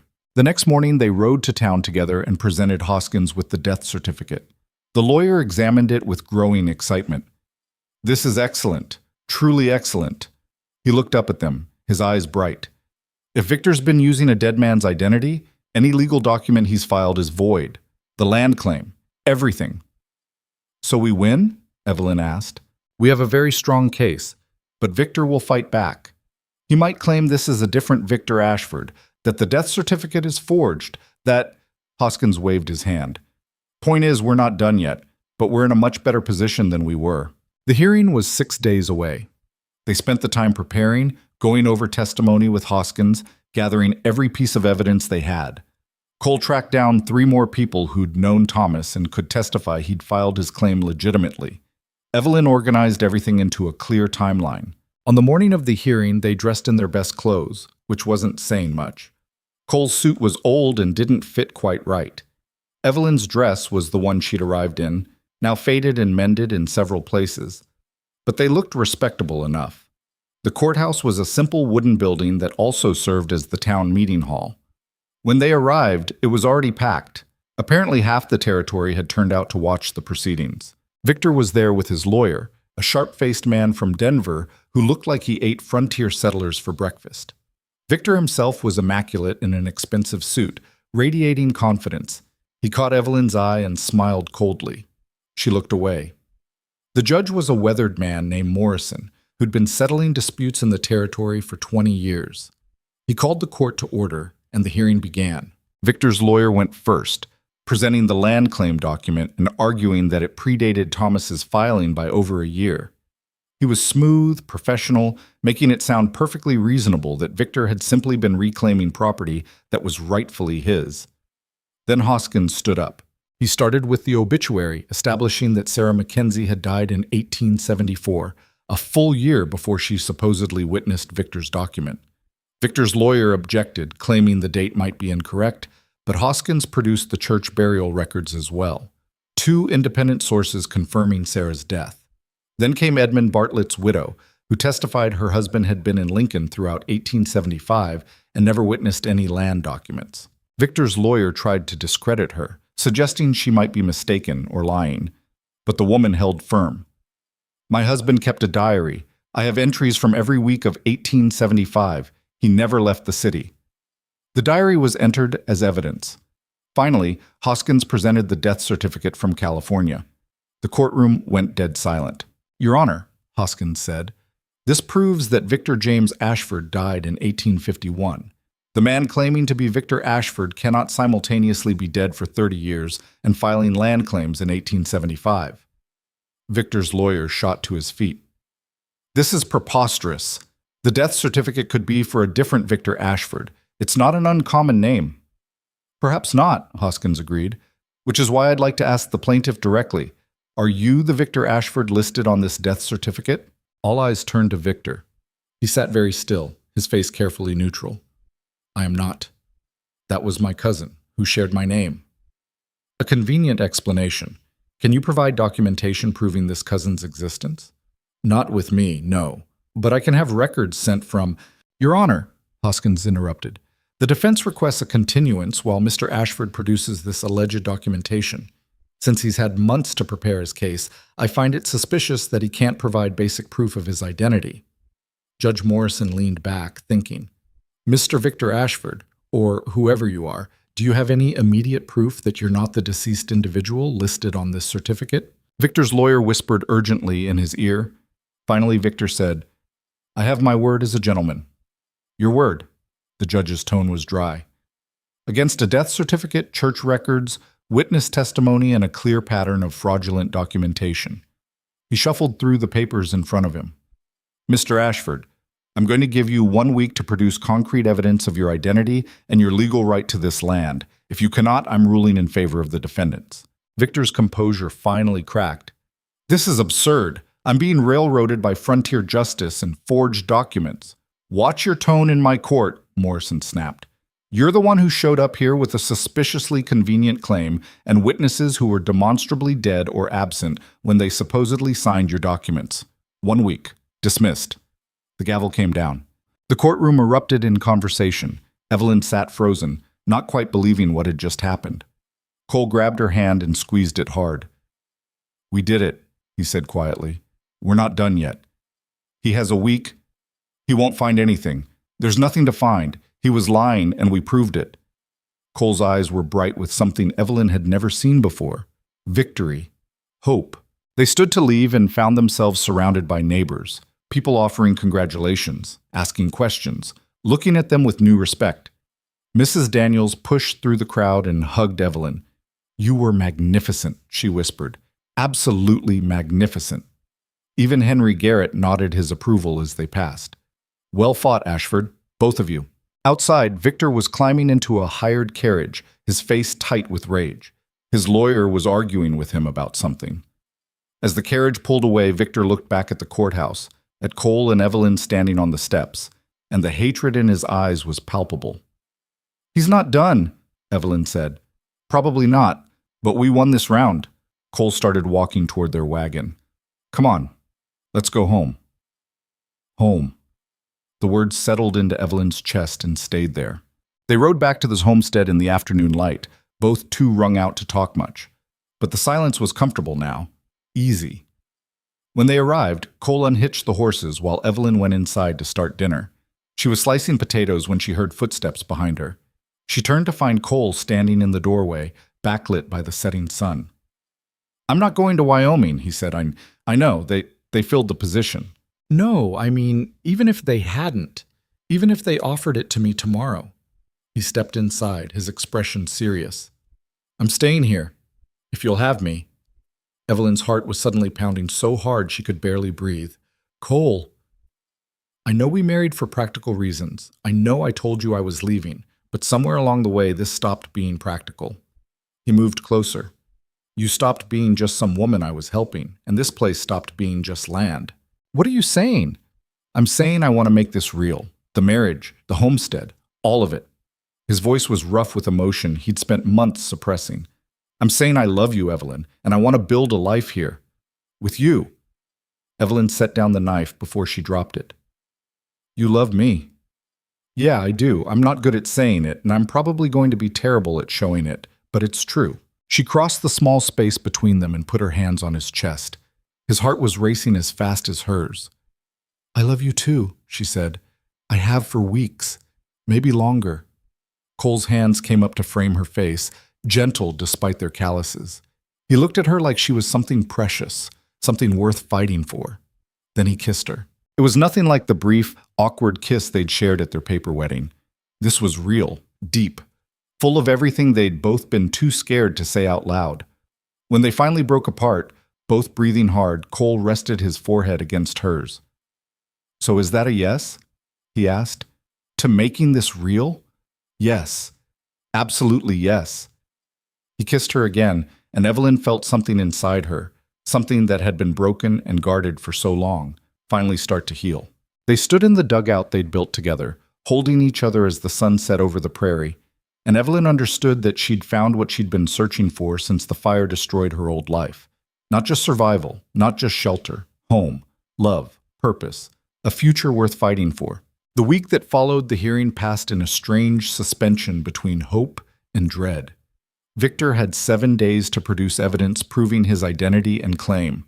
Cole and Evelyn knew he wouldn't find anything legitimate, but that didn't mean he wouldn't try something desperate.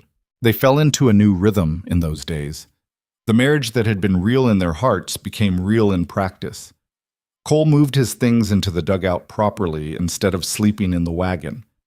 Evelyn woke each morning to find him already up, building a fire or hauling water, moving through the dawn like he belonged there. Because he did. We should expand, Cole said one morning over coffee. Build a proper house before next winter, something with real walls and a loft.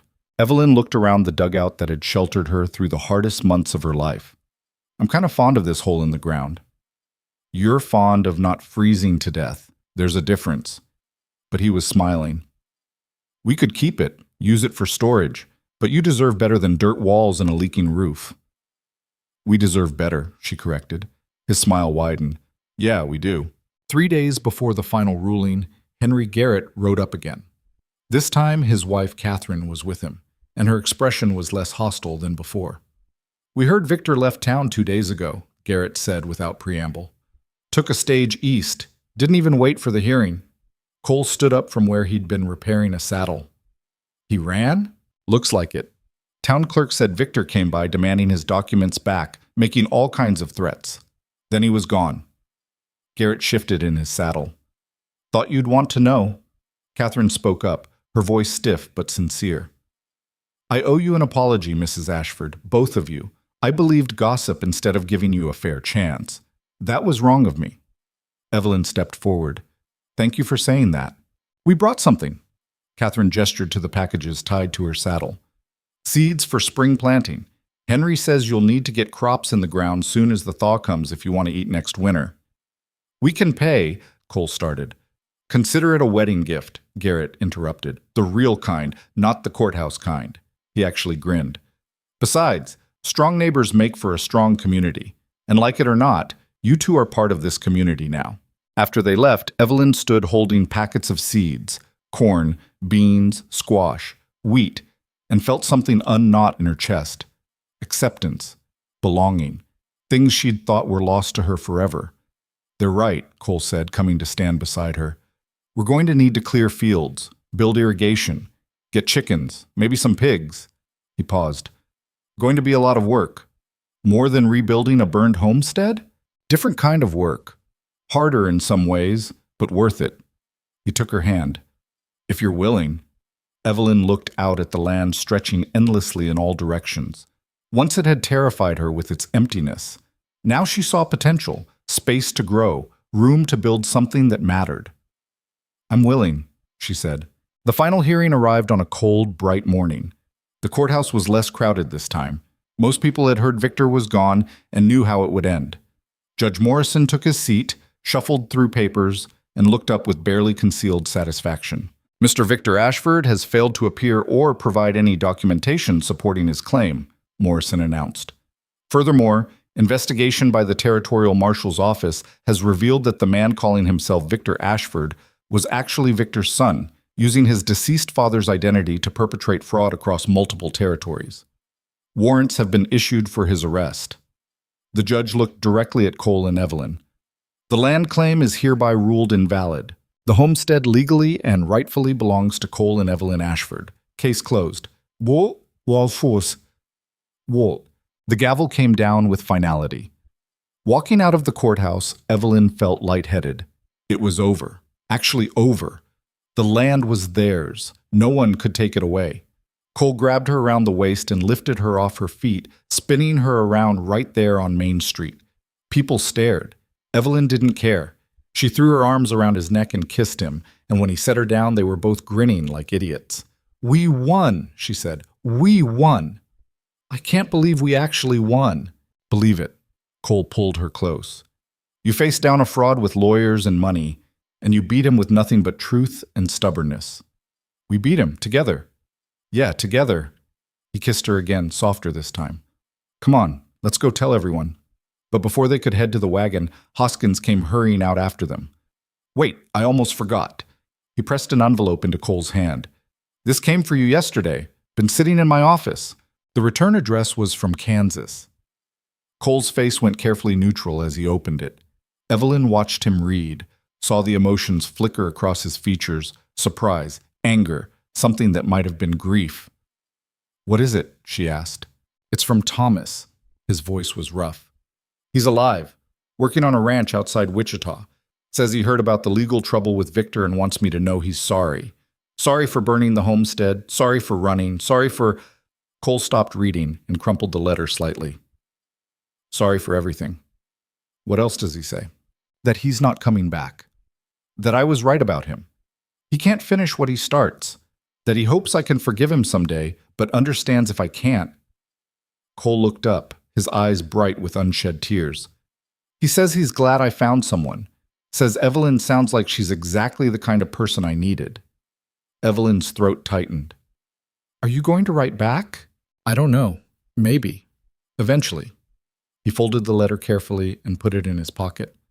"But not today. Today's not about Thomas or the past or any of that. Today's about us." They rode home through the afternoon light, and when they arrived at the homestead, it looked different somehow. The same dugout, the same burned foundation, the same endless prairie. But now it was definitively theirs. A place they'd fought for and won. A place where they could build whatever future they wanted. That night they celebrated with a dinner that was only slightly better than their usual fare, salt pork and beans, but with some of Mrs. Garrett's preserves and the last of their coffee. It felt like a feast. "We should do something special," Evelyn said. "Mark the occasion." "Like what?" "I don't know. Plant a tree? Start building the new house?" Cole considered this. "How about we just sit here and enjoy the fact that no one's trying to steal our land or question our marriage or run us off?" "That works too." They sat by the fire as stars appeared overhead, and Evelyn felt more content than she'd been in years, maybe ever. The scars on her face hadn't disappeared. The hardship of frontier life hadn't magically gotten easier, but she had Cole and land of their own, and a future that was finally, genuinely theirs to shape. "I've been thinking," Cole said into the comfortable silence, "about your teaching." "What about it?"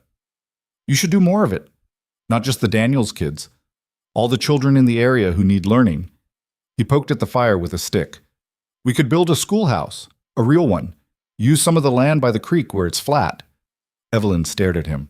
"Cole, that would cost—" "We'll figure it out. Trade labor with neighbors. Use timber from our own land. It doesn't have to be fancy." He looked at her seriously. "You're a good teacher. People need that out here. Children need it. And you need it too. Something that's yours, something you're good at, that has nothing to do with surviving or fighting or proving you belong. She didn't trust herself to speak for a moment. Finally, "You do that?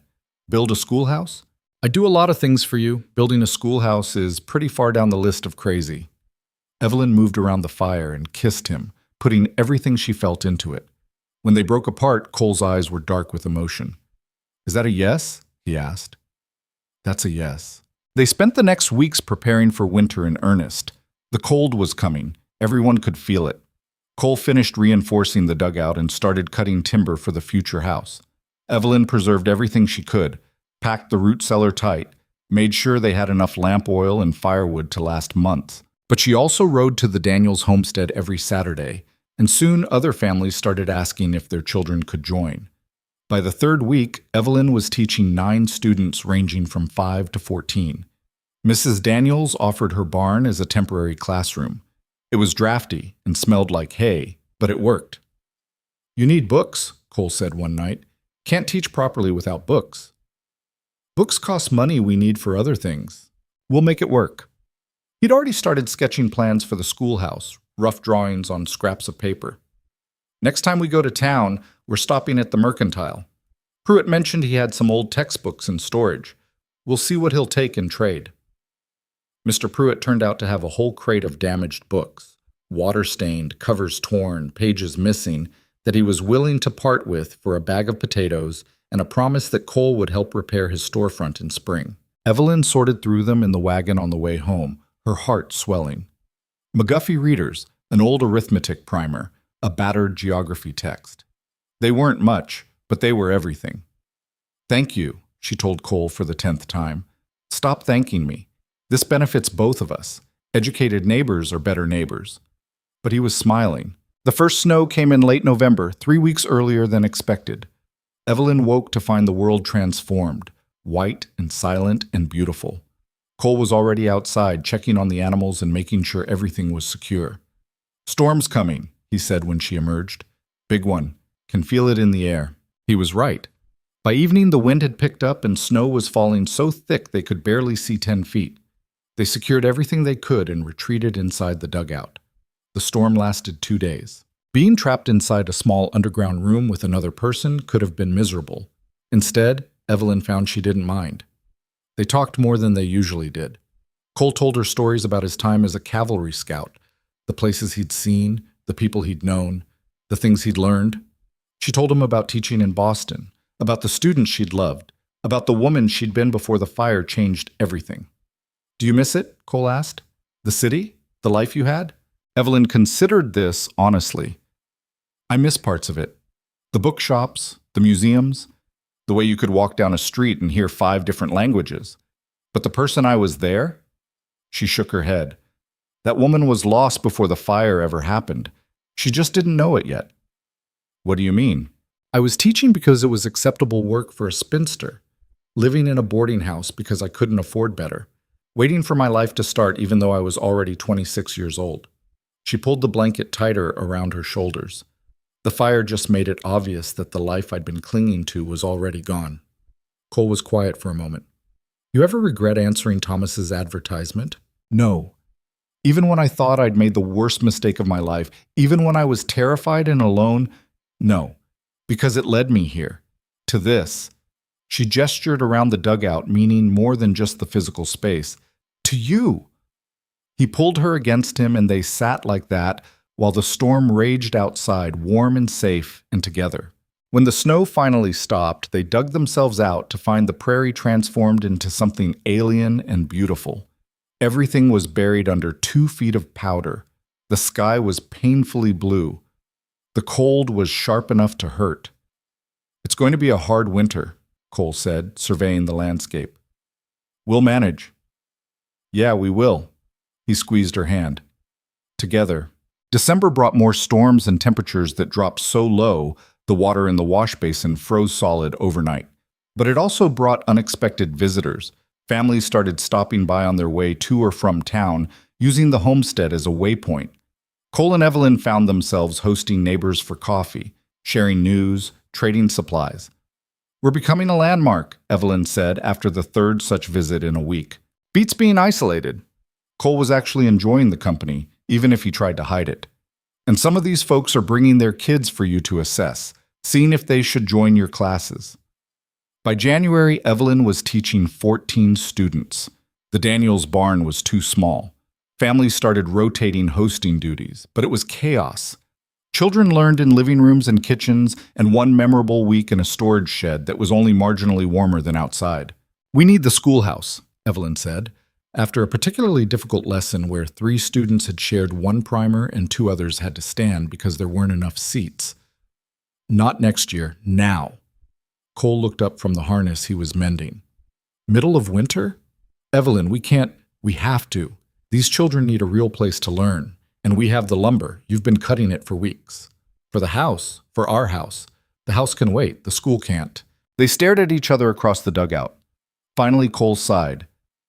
"You're not going to let this go, are you?" "No." "Even though it means living in this hole for another year?" "Even though." He shook his head, but he was smiling. "All right, but we're going to need help. Can't build a schoolhouse in winter with just 2 people." Word spread fast. When Cole announced he needed help building a schoolhouse, neighbors showed up. Henry Garrett brought his 2 sons and a wagon full of tools. Peter Daniels came with his father. Even families Evelyn barely knew arrived ready to work. "Frontier communities take care of their own," Mrs. Daniels explained, handing Evelyn a basket of food for the workers. "You're providing something we all need. Least we can do is help make it happen." The site Cole had chosen was perfect. Flat ground near the creek, sheltered by a stand of cottonwoods, close enough to the main road that families could reach it easily. They worked whenever the weather allowed, which wasn't often. Building in winter was brutal. Nails shattered in the cold. Lumber was frozen and difficult to cut.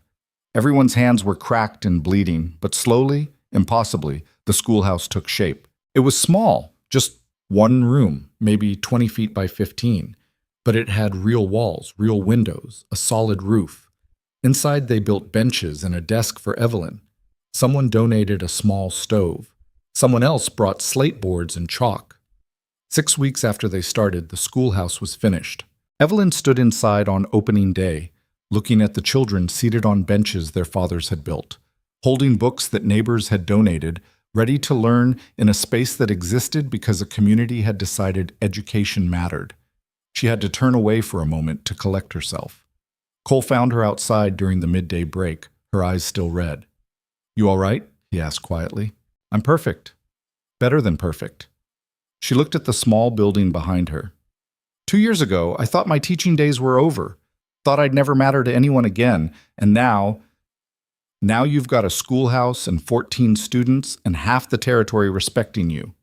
Cole pulled her close. "You built this, Evelyn. You and your stubborn refusal to quit. We built it, all of us." "Yeah, but you're the one who had the vision." He kissed her forehead. "I'm proud of you." The words landed in her chest and stayed there, warm and true. Winter deepened. The schoolhouse became the center of the community in ways Evelyn hadn't anticipated. Parents lingered after dropping off children, trading news and supplies. Women met there on Sunday afternoons to sew and gossip. One memorable evening, someone organized a dance, and the small building was packed with neighbors celebrating nothing in particular except the fact that they'd all survived another week. Evelyn danced with Cole that night, stumbling through steps neither of them knew properly, laughing at their own incompetence. He held her close and whispered, "This is what I was running from, this kind of belonging, this kind of permanence." "Are you still running?" "No." His arms tightened around her. "I'm exactly where I'm supposed to be." In February, an unexpected letter arrived. It was from Boston, from the headmistress of the school where Evelyn had taught before the fire. Evelyn read it twice, not quite believing the words. "What is it?" Cole asked, seeing her expression. "It's an apology." She held up the letter, her hand shaking slightly. "From Mrs. Hartford. She says she regrets how she handled my situation after the fire. Says she should have fought harder to keep me on staff. She's asking if I'd consider returning to Boston. They have an opening for a senior instructor." The silence that followed was heavy. "Are you going to?" Cole's voice was carefully neutral. Evelyn looked at him. This man who'd given up his own plans to help her fight for land, who'd built her a schoolhouse in the middle of winter, who loved her despite all the reasons he'd tried not to. "No," she said. "I'm not." Relief flooded Cole's face. "You sure? It's probably more money, easier life. I'm sure. That life was never really mine. This one is." She folded the letter and set it aside. "Besides, I have students here who need me, a school to run, a husband who'd be lost without me." "Damn right I would be." He pulled her into his arms. "But I had to ask. Had to make sure you weren't staying just because. I'm staying because this is home. Because you're home. Because everything I want is right here." She kissed him. "I'm done running from my past, Cole, and I'm done letting fear make my decisions. I choose this. I choose you. I choose the life we're building." Cole held her tight, his face buried in her hair. "I love you. So much it scares me sometimes." "Good. Being scared means it matters." She pulled back to look at him. "Now come on. We've got spring planting to do. Those fields won't plant themselves." March brought the first signs of thaw. Snow melted. Mud appeared. The creek swelled with runoff. And Cole and Evelyn started preparing for their first real planting season. Henry Garrett proved invaluable, teaching them which seeds worked best in prairie soil, how to read the weather, when to plant, and when to wait. Other neighbors contributed advice, equipment, labor. In exchange, Cole helped repair buildings, mend fences, solve problems. The community they'd accidentally become part of was now something they actively built and maintained. One evening, in late March, as they were planning the field layout, someone knocked on the dugout door. It was unusual. Most visitors announced themselves from a distance. Cole grabbed the rifle before opening it. A stranger stood outside, a woman in her 40s, travel-worn and nervous. "I'm looking for Evelyn Mercer," she said. "I was told she might be here." Evelyn stood up. "I'm Evelyn Ashford now. Can I help you?" "I'm Margaret Chen. I'm traveling through on my way to California. Someone in town mentioned you run a school out here." She hesitated. "I'm a teacher too. Was anyway, back east. I was wondering if you might need an assistant, just until I can earn enough for the rest of my journey." Evelyn and Cole exchanged glances. "How long can you stay?" Evelyn asked. 2 months, maybe 3. It wasn't a permanent solution, but it was something. And Evelyn recognized the look in Margaret's eyes, the same desperation and hope she'd seen in her own reflection 2 years ago. "We can't pay much," Evelyn said, "but you can stay here, eat with us, and help with the teaching. When you've saved enough, you continue on to California." Margaret's eyes filled with tears. "Thank you. You have no idea what this means." "Actually, I do." Evelyn smiled. "Welcome to Nebraska territory, Miss Chen." They made room in the dugout for Margaret, who turned out to be an excellent teacher and pleasant company. She took over the younger students, freeing Evelyn to focus on the older ones and expand the curriculum. The schoolhouse suddenly felt alive in new ways. "You just can't help yourself, can you?" Cole said one night after Margaret had gone to sleep in her makeshift corner. "Taking in strays," says the man who took in a stranded mail-order bride. "That was different. That was—" He stopped, realizing he'd walked into that one. "Fine, point taken." Evelyn grinned. "Besides, she's only staying through spring. Then she moves on and we go back to normal." But April brought a surprise. Margaret met a widower named Thomas Brennan who owned a ranch 40 miles west. After a whirlwind 3-week courtship, they announced their engagement.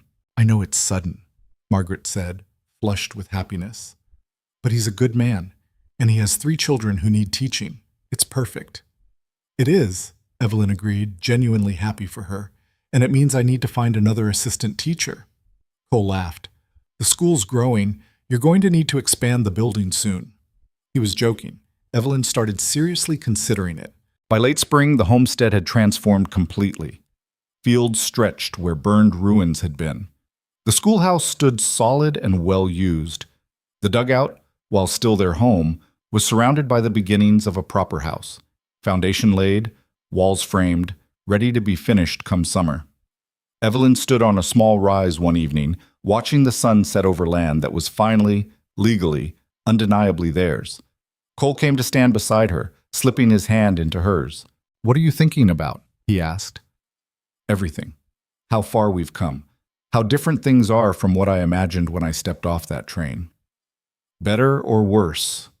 She turned to look at him, This man who'd been so angry and closed off when they met, who'd slowly opened up to reveal someone capable of deep love and fierce loyalty.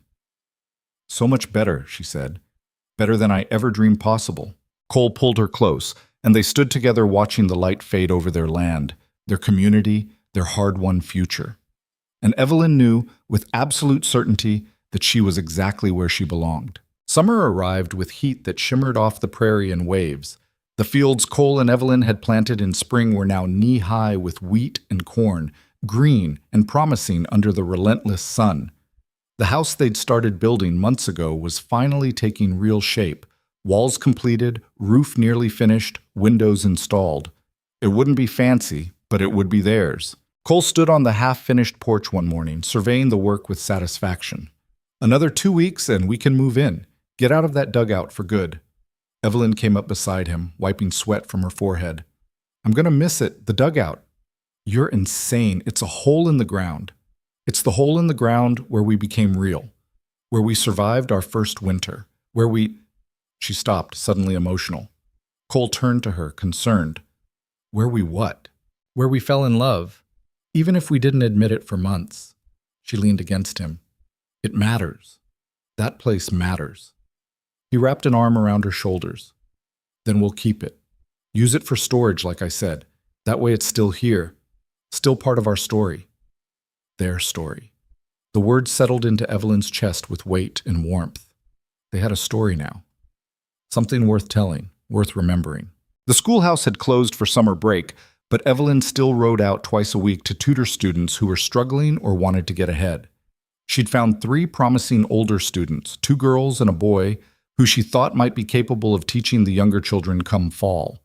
The idea of training teachers thrilled her in ways she hadn't expected. You're building something that'll outlast you, Cole observed one evening as she worked on lesson plans. That school, those students, they'll go on teaching others, and those others will teach more. It spreads. That's the idea. Evelyn looked up from her papers. Why? Does it bother you? Opposite. I'm proud of you. Proud of what you're creating. He hesitated. I got a letter today from Thomas. Evelyn set down her pen. Cole had written back to his brother in April, a brief note that was more acknowledgement than forgiveness. She hadn't asked about it since. What did he say? He's getting married. Woman he met in Kansas. Works at the ranch where he's employed. Cole's expression was complicated. Says he's trying to be better. Actually finish something he starts. He wanted me to know. How do you feel about that? I don't know. Happy for him, I guess.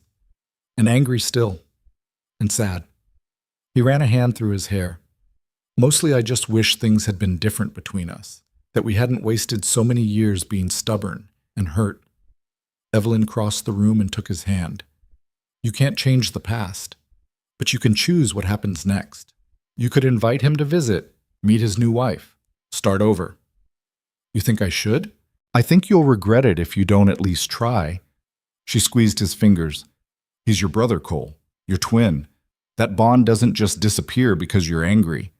Cole was quiet for a long time. Then, I'll think about it.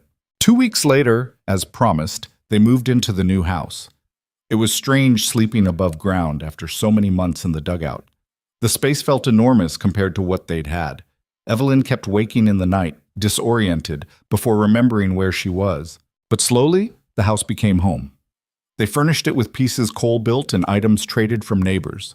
A real table, chairs, a proper bed instead of a bedroll on the ground, shelves for Evelyn's growing collection of books, windows that let in light and showed the prairie stretching endlessly in all directions. It's perfect, Evelyn said one evening as they sat on the porch watching the sunset. It's not perfect. The door sticks. The floors creak. Half the windows don't quite fit right. Perfectly imperfect, then. She leaned her head on his shoulder. Like us. Cole laughed. Yeah, like us. In August, disaster struck the Garrett family. Their barn caught fire during a lightning storm and burned to the ground, taking most of their winter hay and grain supplies with it. Henry showed up at the Ashford homestead the next day, looking haggard and defeated.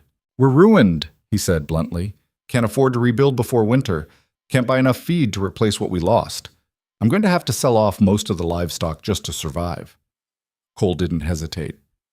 You can store hay in our barn. We've got room. Cole, I can't. You can and you will. We'll help you harvest extra, trade work for supplies, whatever it takes. He looked at Evelyn, who nodded immediately. That's what neighbors do. Henry's eyes went bright with unshed tears. I don't know what to say. Don't say anything. Just show up tomorrow ready to work. Word spread fast about the Garrett's trouble. Within days, the entire community had mobilized. Men showed up to help rebuild the barn. Women brought food. Children hauled water and swept debris. It was the same kind of collective effort that had built the schoolhouse, but faster and more urgent. Evelyn worked alongside everyone else, cooking for the workers, organizing supplies, making sure no one went without. Her hands blistered from unfamiliar work. Her back ached. But seeing the barn rise from ashes felt like proof of something important, that they'd built more than just buildings and fields. They'd built a community that actually functioned. You're good at this, Catherine Garrett said one afternoon, watching Evelyn coordinate food distribution. Leading people, organizing. I'm just doing what needs doing. No, you're doing more than that. You're showing people what's possible when they work together. Catherine smiled, genuinely warm for the first time since they'd met. You've changed this place, Evelyn. Made it better. The word stayed with Evelyn long after the barn was finished and the Garretts were back on their feet. She hadn't come to Nebraska territory planning to change anything. She'd just been trying to survive. But survival had turned into something larger without her quite noticing. September brought cooler weather and the start of a new school year. Evelyn now had 23 students and 2 assistant teachers, the 2 girls she'd been training over the summer. The schoolhouse was packed to capacity. We're going to need to expand, she told Cole over dinner. Maybe add another room, or build a second building for the older students. Already ahead of you. He pulled out sketches he'd been working on. What if we added a wing here? Double the space without having to build an entirely new structure. Evelyn studied the drawings, her heart swelling. You've been planning this. Of course I have. I married a teacher. Kind of figured the school would keep growing. He pointed to a section of the drawing. We could do it over winter. Get it done before spring semester. We'd need help. Materials. Money we don't have. We'll figure it out. We always do. He looked at her seriously. This matters, Evelyn. What you're doing matters. And I want to support it however I can. She kissed him then, deep and grateful and full of love for this man who'd started out wanting nothing to do with her and now built his entire life around supporting her dreams. In October, a letter arrived that changed everything. It was from a lawyer in Omaha, written on behalf of Evelyn's estranged older brother Richard. She hadn't heard from Richard in 4 years, not since she'd written telling him about the fire, and he'd sent back a curt note saying he couldn't help her financially. Now, he was dead. Pneumonia, the letter said. He'd left her his entire estate in his will. Evelyn read the letter 3 times, not quite believing it. How much? Cole asked gently. $3,000, plus his house in Omaha, which the lawyer says could sell for another $2,000. Her hands were shaking. $5,000, Cole. That's more money than I've seen in my entire life. What do you want to do with it? The question hung in the air. With $5,000, they could do anything. Expand the farm significantly. Buy equipment they'd only dreamed of. Build a mansion instead of their modest house. Travel. Anything. Evelyn looked around their home. Simple, hard-won, filled with things that mattered. Then she looked at Cole, waiting patiently for her answer. I want to build a real school, she said slowly. Not just a bigger classroom. A real school. With multiple rooms, proper desks, a library. Something permanent. Something that'll serve this community for decades. Cole's smile was immediate and genuine. Yeah? Yeah, Richard never cared about education. Never cared about anything except making money and being respectable. She folded the letter. But I can use his money to build something that actually helps people. Something that matters. He'd probably hate that. Probably. Which makes it even better. They traveled to Omaha in November to settle the estate. The city felt alien after so long on the prairie. Too many people, too much noise, buildings crowding out the sky. Richard's house was large and elegant and completely impersonal. Evelyn walked through rooms full of expensive furniture and felt nothing. You could sell everything, the lawyer suggested. The furnishings alone would bring several $100s. Keep the books. Evelyn said, looking at Richard's extensive library. "Ship them to our address in Nebraska. Sell everything else." The books arrived 6 weeks later, 3 crates full. Cole helped her unpack them in the schoolhouse, both of them marveling at the collection. Mathematics texts, history, literature, science, geography. More books than most frontier towns saw in years. "Your students are going to lose their minds," Cole said, shelving a complete set of Shakespeare. "Our students?" Evelyn corrected. "This is your school too. Your dream as much as mine now." He pulled her close. "Our dream. I like the sound of that." Planning the new school building consumed the winter. Evelyn worked with a builder from Lincoln who'd done institutional construction. They drew up plans for a 2-room schoolhouse with a small library, a teacher's office, and proper facilities. It would cost nearly $3,000 when everything was accounted for. "That's a lot of money," the builder cautioned. "You're sure about this?" Evelyn looked at Cole, who nodded. "We're sure. Build it right. Build it to last." Construction started in March. The old schoolhouse would remain as one classroom while the new building rose beside it. Watching it take shape felt surreal, proof that they'd gone from desperate survival to actually building something that would outlast them both. But April brought unexpected news that shifted everything. Evelyn had been feeling ill for weeks, tired, nauseous, unable to keep food down some mornings. She'd assumed it was stress from managing the school expansion. Catherine Garrett took one look at her and pulled her aside. "How far along are you?" Catherine asked bluntly. "How far along with what?" "Don't be dense, you're pregnant. Have to be at least 3 months from the look of you." Evelyn sat down heavily. Pregnant. She'd been so focused on the school, on building their life, that she hadn't even considered the possibility. "I can't be pregnant. We've got so much happening. The school construction, my teaching. I can't..." "Can't what? Can't be human? Can't have a family?" Catherine's expression softened. "You're going to be fine, Evelyn. Better than fine. You've got a good man and a whole community ready to help." Evelyn told Cole that evening, terrified of his reaction. They'd never discussed children, never planned for them. "You're pregnant," he repeated slowly. "Yes. I know the timing is terrible. With the school and everything we're building, I know this complicates..." Cole kissed her, cutting off her panicked rambling. When he pulled back, his eyes were bright with unshed tears. "This doesn't complicate anything," he said. "This is the best news you could have given me." "Really?" "Really. I love you. I want a family with you. I want..." His voice cracked. "I want everything with you, Evelyn. Everything." She cried then, relief and joy and terror all mixed together. Cole held her while she sobbed, and when she finally pulled herself together, he was grinning like an idiot. "We're having a baby," he said wonderingly. "We're having a baby," she confirmed. "We don't know how to have a baby. We didn't know how to homestead either, or build a school, or fight legal battles. We'll figure it out." Cole laughed. "Yeah, we will." The pregnancy changed things in ways both expected and unexpected. Evelyn had to reduce her teaching load as she got further along, which meant relying more on her assistant teachers. But that turned out to be good for them. They grew more confident, more capable. By summer, they were handling entire days of instruction while Evelyn supervised and planned curriculum. "You're training them to replace you," Cole observed. "I'm training them to expand what we're doing. There's a difference." Evelyn rubbed her swelling belly. "Once this baby comes, I can't be in the classroom every day. But the school still needs to run. Having capable teachers means the children don't suffer because I'm busy being a mother." The new school building was completed in July, right as Evelyn entered her final weeks of pregnancy. It was beautiful. Solid brick construction, large windows, the smell of fresh paint and new wood. The dedication ceremony drew families from 40 miles around. Evelyn stood in front of the assembled crowd, heavily pregnant and deeply grateful, and tried to find words adequate to the moment. "2 years ago, I arrived here with nothing but a burned homestead and a marriage to a stranger,"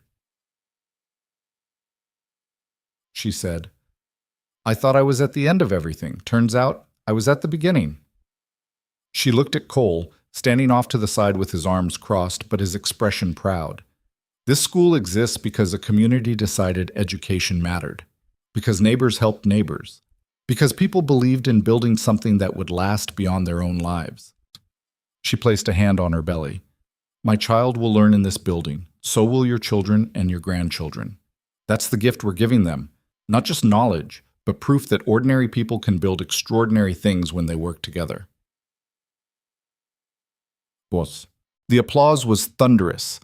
Evelyn stepped down from the makeshift podium and let other people give speeches while she caught her breath. Catherine Garrett brought her water. Henry clapped Cole on the back. Their community, the one they'd accidentally joined and then deliberately built, surrounded them with warmth and support. The baby came 3 weeks later on a sweltering August night. Labor was brutal. Evelyn had known it would be hard, but knowing and experiencing were completely different things. She screamed. She cursed. She told Cole this was all his fault and she was never doing this again. Cole held her hand through all of it, terrified and useless, and refusing to leave her side. Catherine and 2 other women served as midwives. They were calm and competent, talking Evelyn through contractions, telling her when to push, wiping her forehead with cool cloths. After 14 hours, their daughter was born. She was tiny and red and screaming at the top of her lungs. The midwife placed her on Evelyn's chest, and Evelyn looked down at this impossible person they'd created and felt her entire world reorganize around this new reality. "She's perfect," Cole whispered, his voice thick with emotion. "She's beautiful," Evelyn agreed, even though objectively the baby looked like an angry potato. They named her Sarah, after the woman whose death had helped them prove Victor's fraud. It seemed fitting, honoring someone who'd helped save them even though she'd been gone for years. The first months with Sarah were exactly as difficult as everyone had warned. She cried constantly, refused to sleep more than 2 hours at a stretch, needed constant feeding and changing. Evelyn walked around in a fog of exhaustion, wondering how anyone survived this. But Cole was there, getting up in the night, walking the floor with Sarah when she screamed, changing diapers and learning to heat bottles. He was terrible at it initially, fumbling and uncertain, but he kept trying, kept learning, kept showing up. "I never thought I'd be good at this," he admitted one night at 3 a.m, holding Sarah while she finally slept.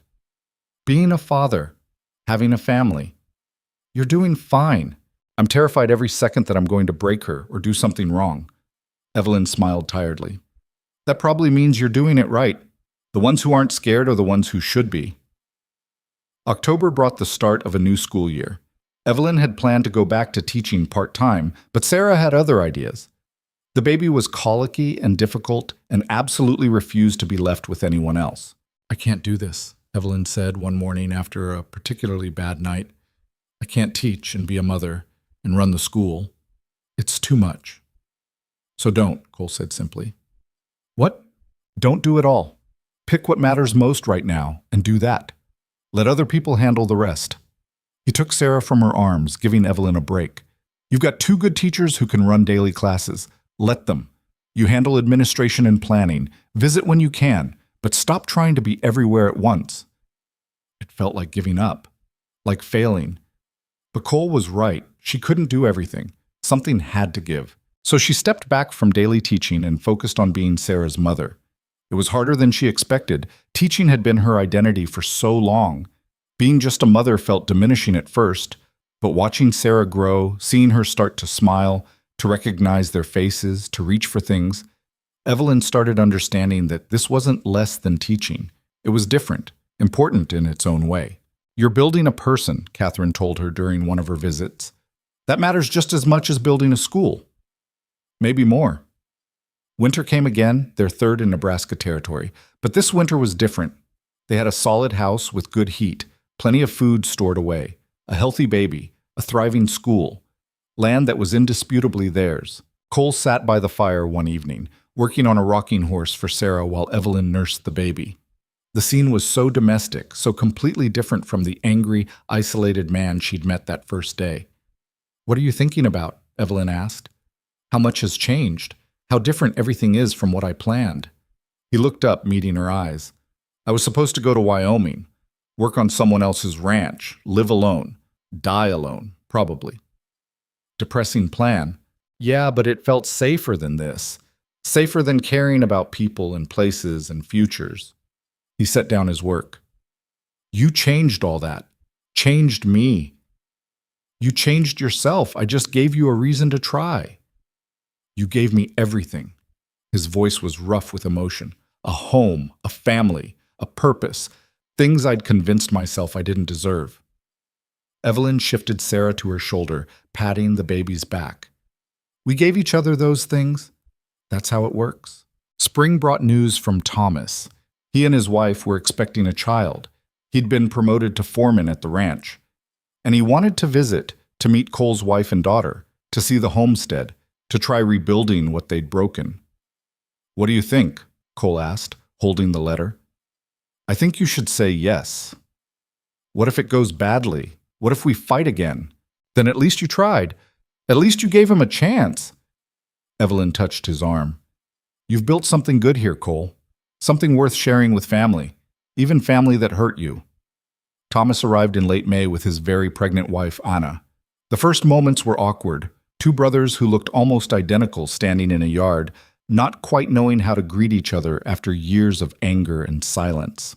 Then Sarah toddled over. She'd started walking early, and grabbed Thomas's leg, looking up at him with curiosity.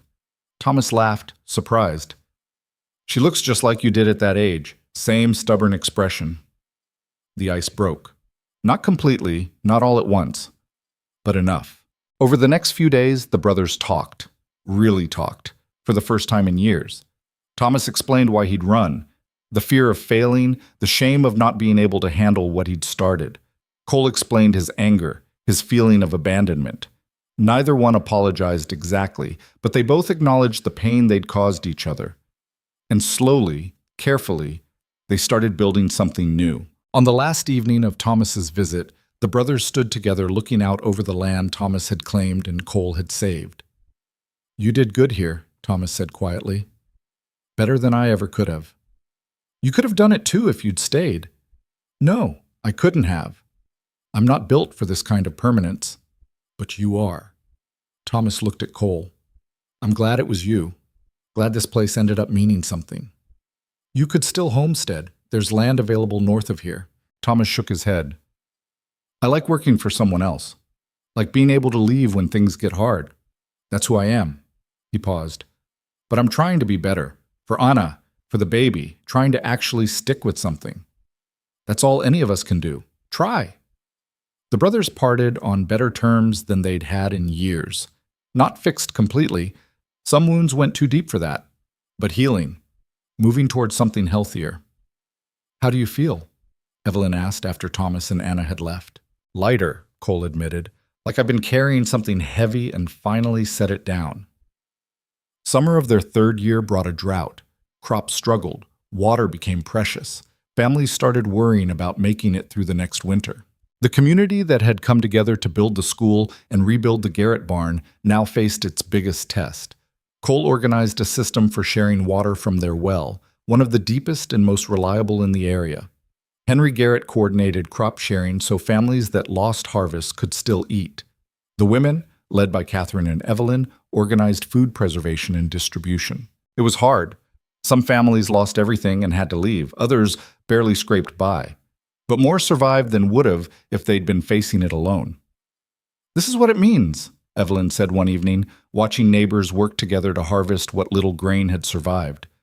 Building something that matters. It's not about grand gestures or perfect plans. It's about showing up for each other when things get hard. You sound like a teacher, Cole teased. I'm a teacher, just teaching different lessons now. She gestured at the field where Sarah was playing under Catherine's supervision while everyone worked. Teaching her that community matters, that we take care of each other, that you don't have to be perfect to be valuable. Cole pulled her close. You're pretty wise for someone who showed up here 2 years ago not knowing how to build a fire. 3 years ago, and I knew how to build a fire. I just wasn't good at it. My mistake. He kissed her forehead. What do you want to do? For the rest of our lives, I mean. Evelyn looked around at everything they'd built. The house, the school, the fields, the community of people working together. This, exactly this. Keep building, keep teaching, keep showing Sarah and whatever other children we have that ordinary people can create extraordinary things. More children? Maybe, if you're willing to go through the screaming infant stage again. Cole grinned. With you? I'd go through anything. Fall arrived with relief. Rains came, temperatures cooled, the crisis passed. Not everyone had made it through unscathed, but they'd survived. Together. The school opened for another year with 28 students now. Evelyn had hired a third teacher, a young man from back east who'd come west looking for purpose and found it in education. "You're building an institution," the young teacher said admiringly. "This school is going to outlast all of us." "That's the idea," Evelyn agreed. "Build something that serves people long after you're gone. That's what matters." On a cool October evening, Evelyn and Cole sat on their porch. The same porch he'd been building when she first arrived, now finished and worn smooth by years of use. Sarah was asleep inside. The fields were harvested. The school year was underway. Everything was as close to settled as frontier life ever got. "Do you ever think about that first day?" Evelyn asked. "When I showed up at your cabin demanding help?" "All the time." Cole took her hand. "I think about how close I came to sending you away, to missing all of this. I think about how terrified I was, how certain I was that I'd made a terrible mistake coming here. And now?" Evelyn looked at the life they'd built. Imperfect, hard-won, absolutely worth every moment of struggle. "Now I know it was the best decision I ever made, coming here, fighting for this land, refusing to give up even when everything seemed impossible. We make a good team," Cole said. "We do. We really do." They sat in comfortable silence, watching stars appear in the darkening sky. The prairie stretched endlessly in all directions, wild and challenging and full of possibility. Once it had terrified Evelyn. Now it felt like home. Not because it had gotten easier. The frontier was still brutal, still unforgiving to the weak or unprepared. But she wasn't weak anymore. Wasn't unprepared. She'd learned to survive, to build, to create something meaningful from nothing. And she'd learned that the scars people carried, whether on their faces or in their hearts, didn't define them. What defined them was what they chose to do despite those scars, how they chose to build despite being broken. "I love you," she told Cole. "I love you too." Simple words. But they contained everything, all the struggle, all the growth, all the hard-won understanding that love wasn't about perfection.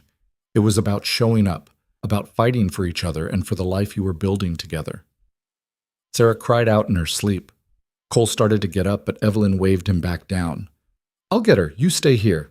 She went inside and picked up their daughter, soothing her back to sleep with gentle words and a soft song.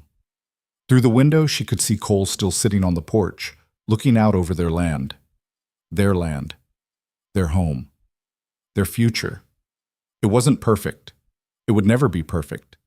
But it was theirs, built from nothing by two broken people who refused to stay broken. And that, Evelyn thought, as she rocked her daughter, was worth more than any perfect life she might have imagined back in Boston. She'd come to the frontier expecting to marry a stranger and survive. Instead, she'd found love, built a community, created something that would matter long after she was gone. The scars on her face hadn't disappeared. The hardships of frontier life hadn't magically gotten easier. But she'd learned that surviving wasn't enough. What mattered was building, creating, connecting with others, leaving the world better than you found it. She looked down at Sarah's sleeping face and felt overwhelming love mixed with fierce determination. This child would grow up knowing she could build anything, be anything, that scars, physical or otherwise, didn't limit you unless you let them. Evelyn carried Sarah back to bed, tucked her in carefully, and returned to the porch. Cole had built a small fire in the yard, and they sat beside it as night deepened around them. "What are you thinking about?" Cole asked. "Everything. Nothing. How grateful I am." She leaned against him. "How impossible this all seemed 3 years ago, and how normal it feels now." "Normal." Cole laughed softly. "I don't know if I'd call our life normal. Maybe not, but it's ours. Every difficult, imperfect, beautiful part of it." They sat together under the vast prairie sky, two people who'd started as strangers bound by a paper marriage and become something far more profound. Partners, lovers, builders of a life that mattered. The frontier had tested them, broken them down, rebuilt them stronger. And through it all, they'd learned the most important lesson of all, that you don't need to be perfect to build something extraordinary. You just need to refuse to quit, to keep showing up, To believe that tomorrow can be better than today if you're willing to work for it. Evelyn had come west running from a past that had rejected her. She'd found a future worth fighting for, and in the process, she'd discovered that home wasn't a place you found. It was something you built, piece by piece, with the people who mattered. The fire crackled. The stars wheeled overhead, and somewhere in the darkness, the prairie whispered its endless song of possibility and challenge and hope. They'd answered that call. Not perfectly, not without struggle, but they'd answered it together, and that made all the difference.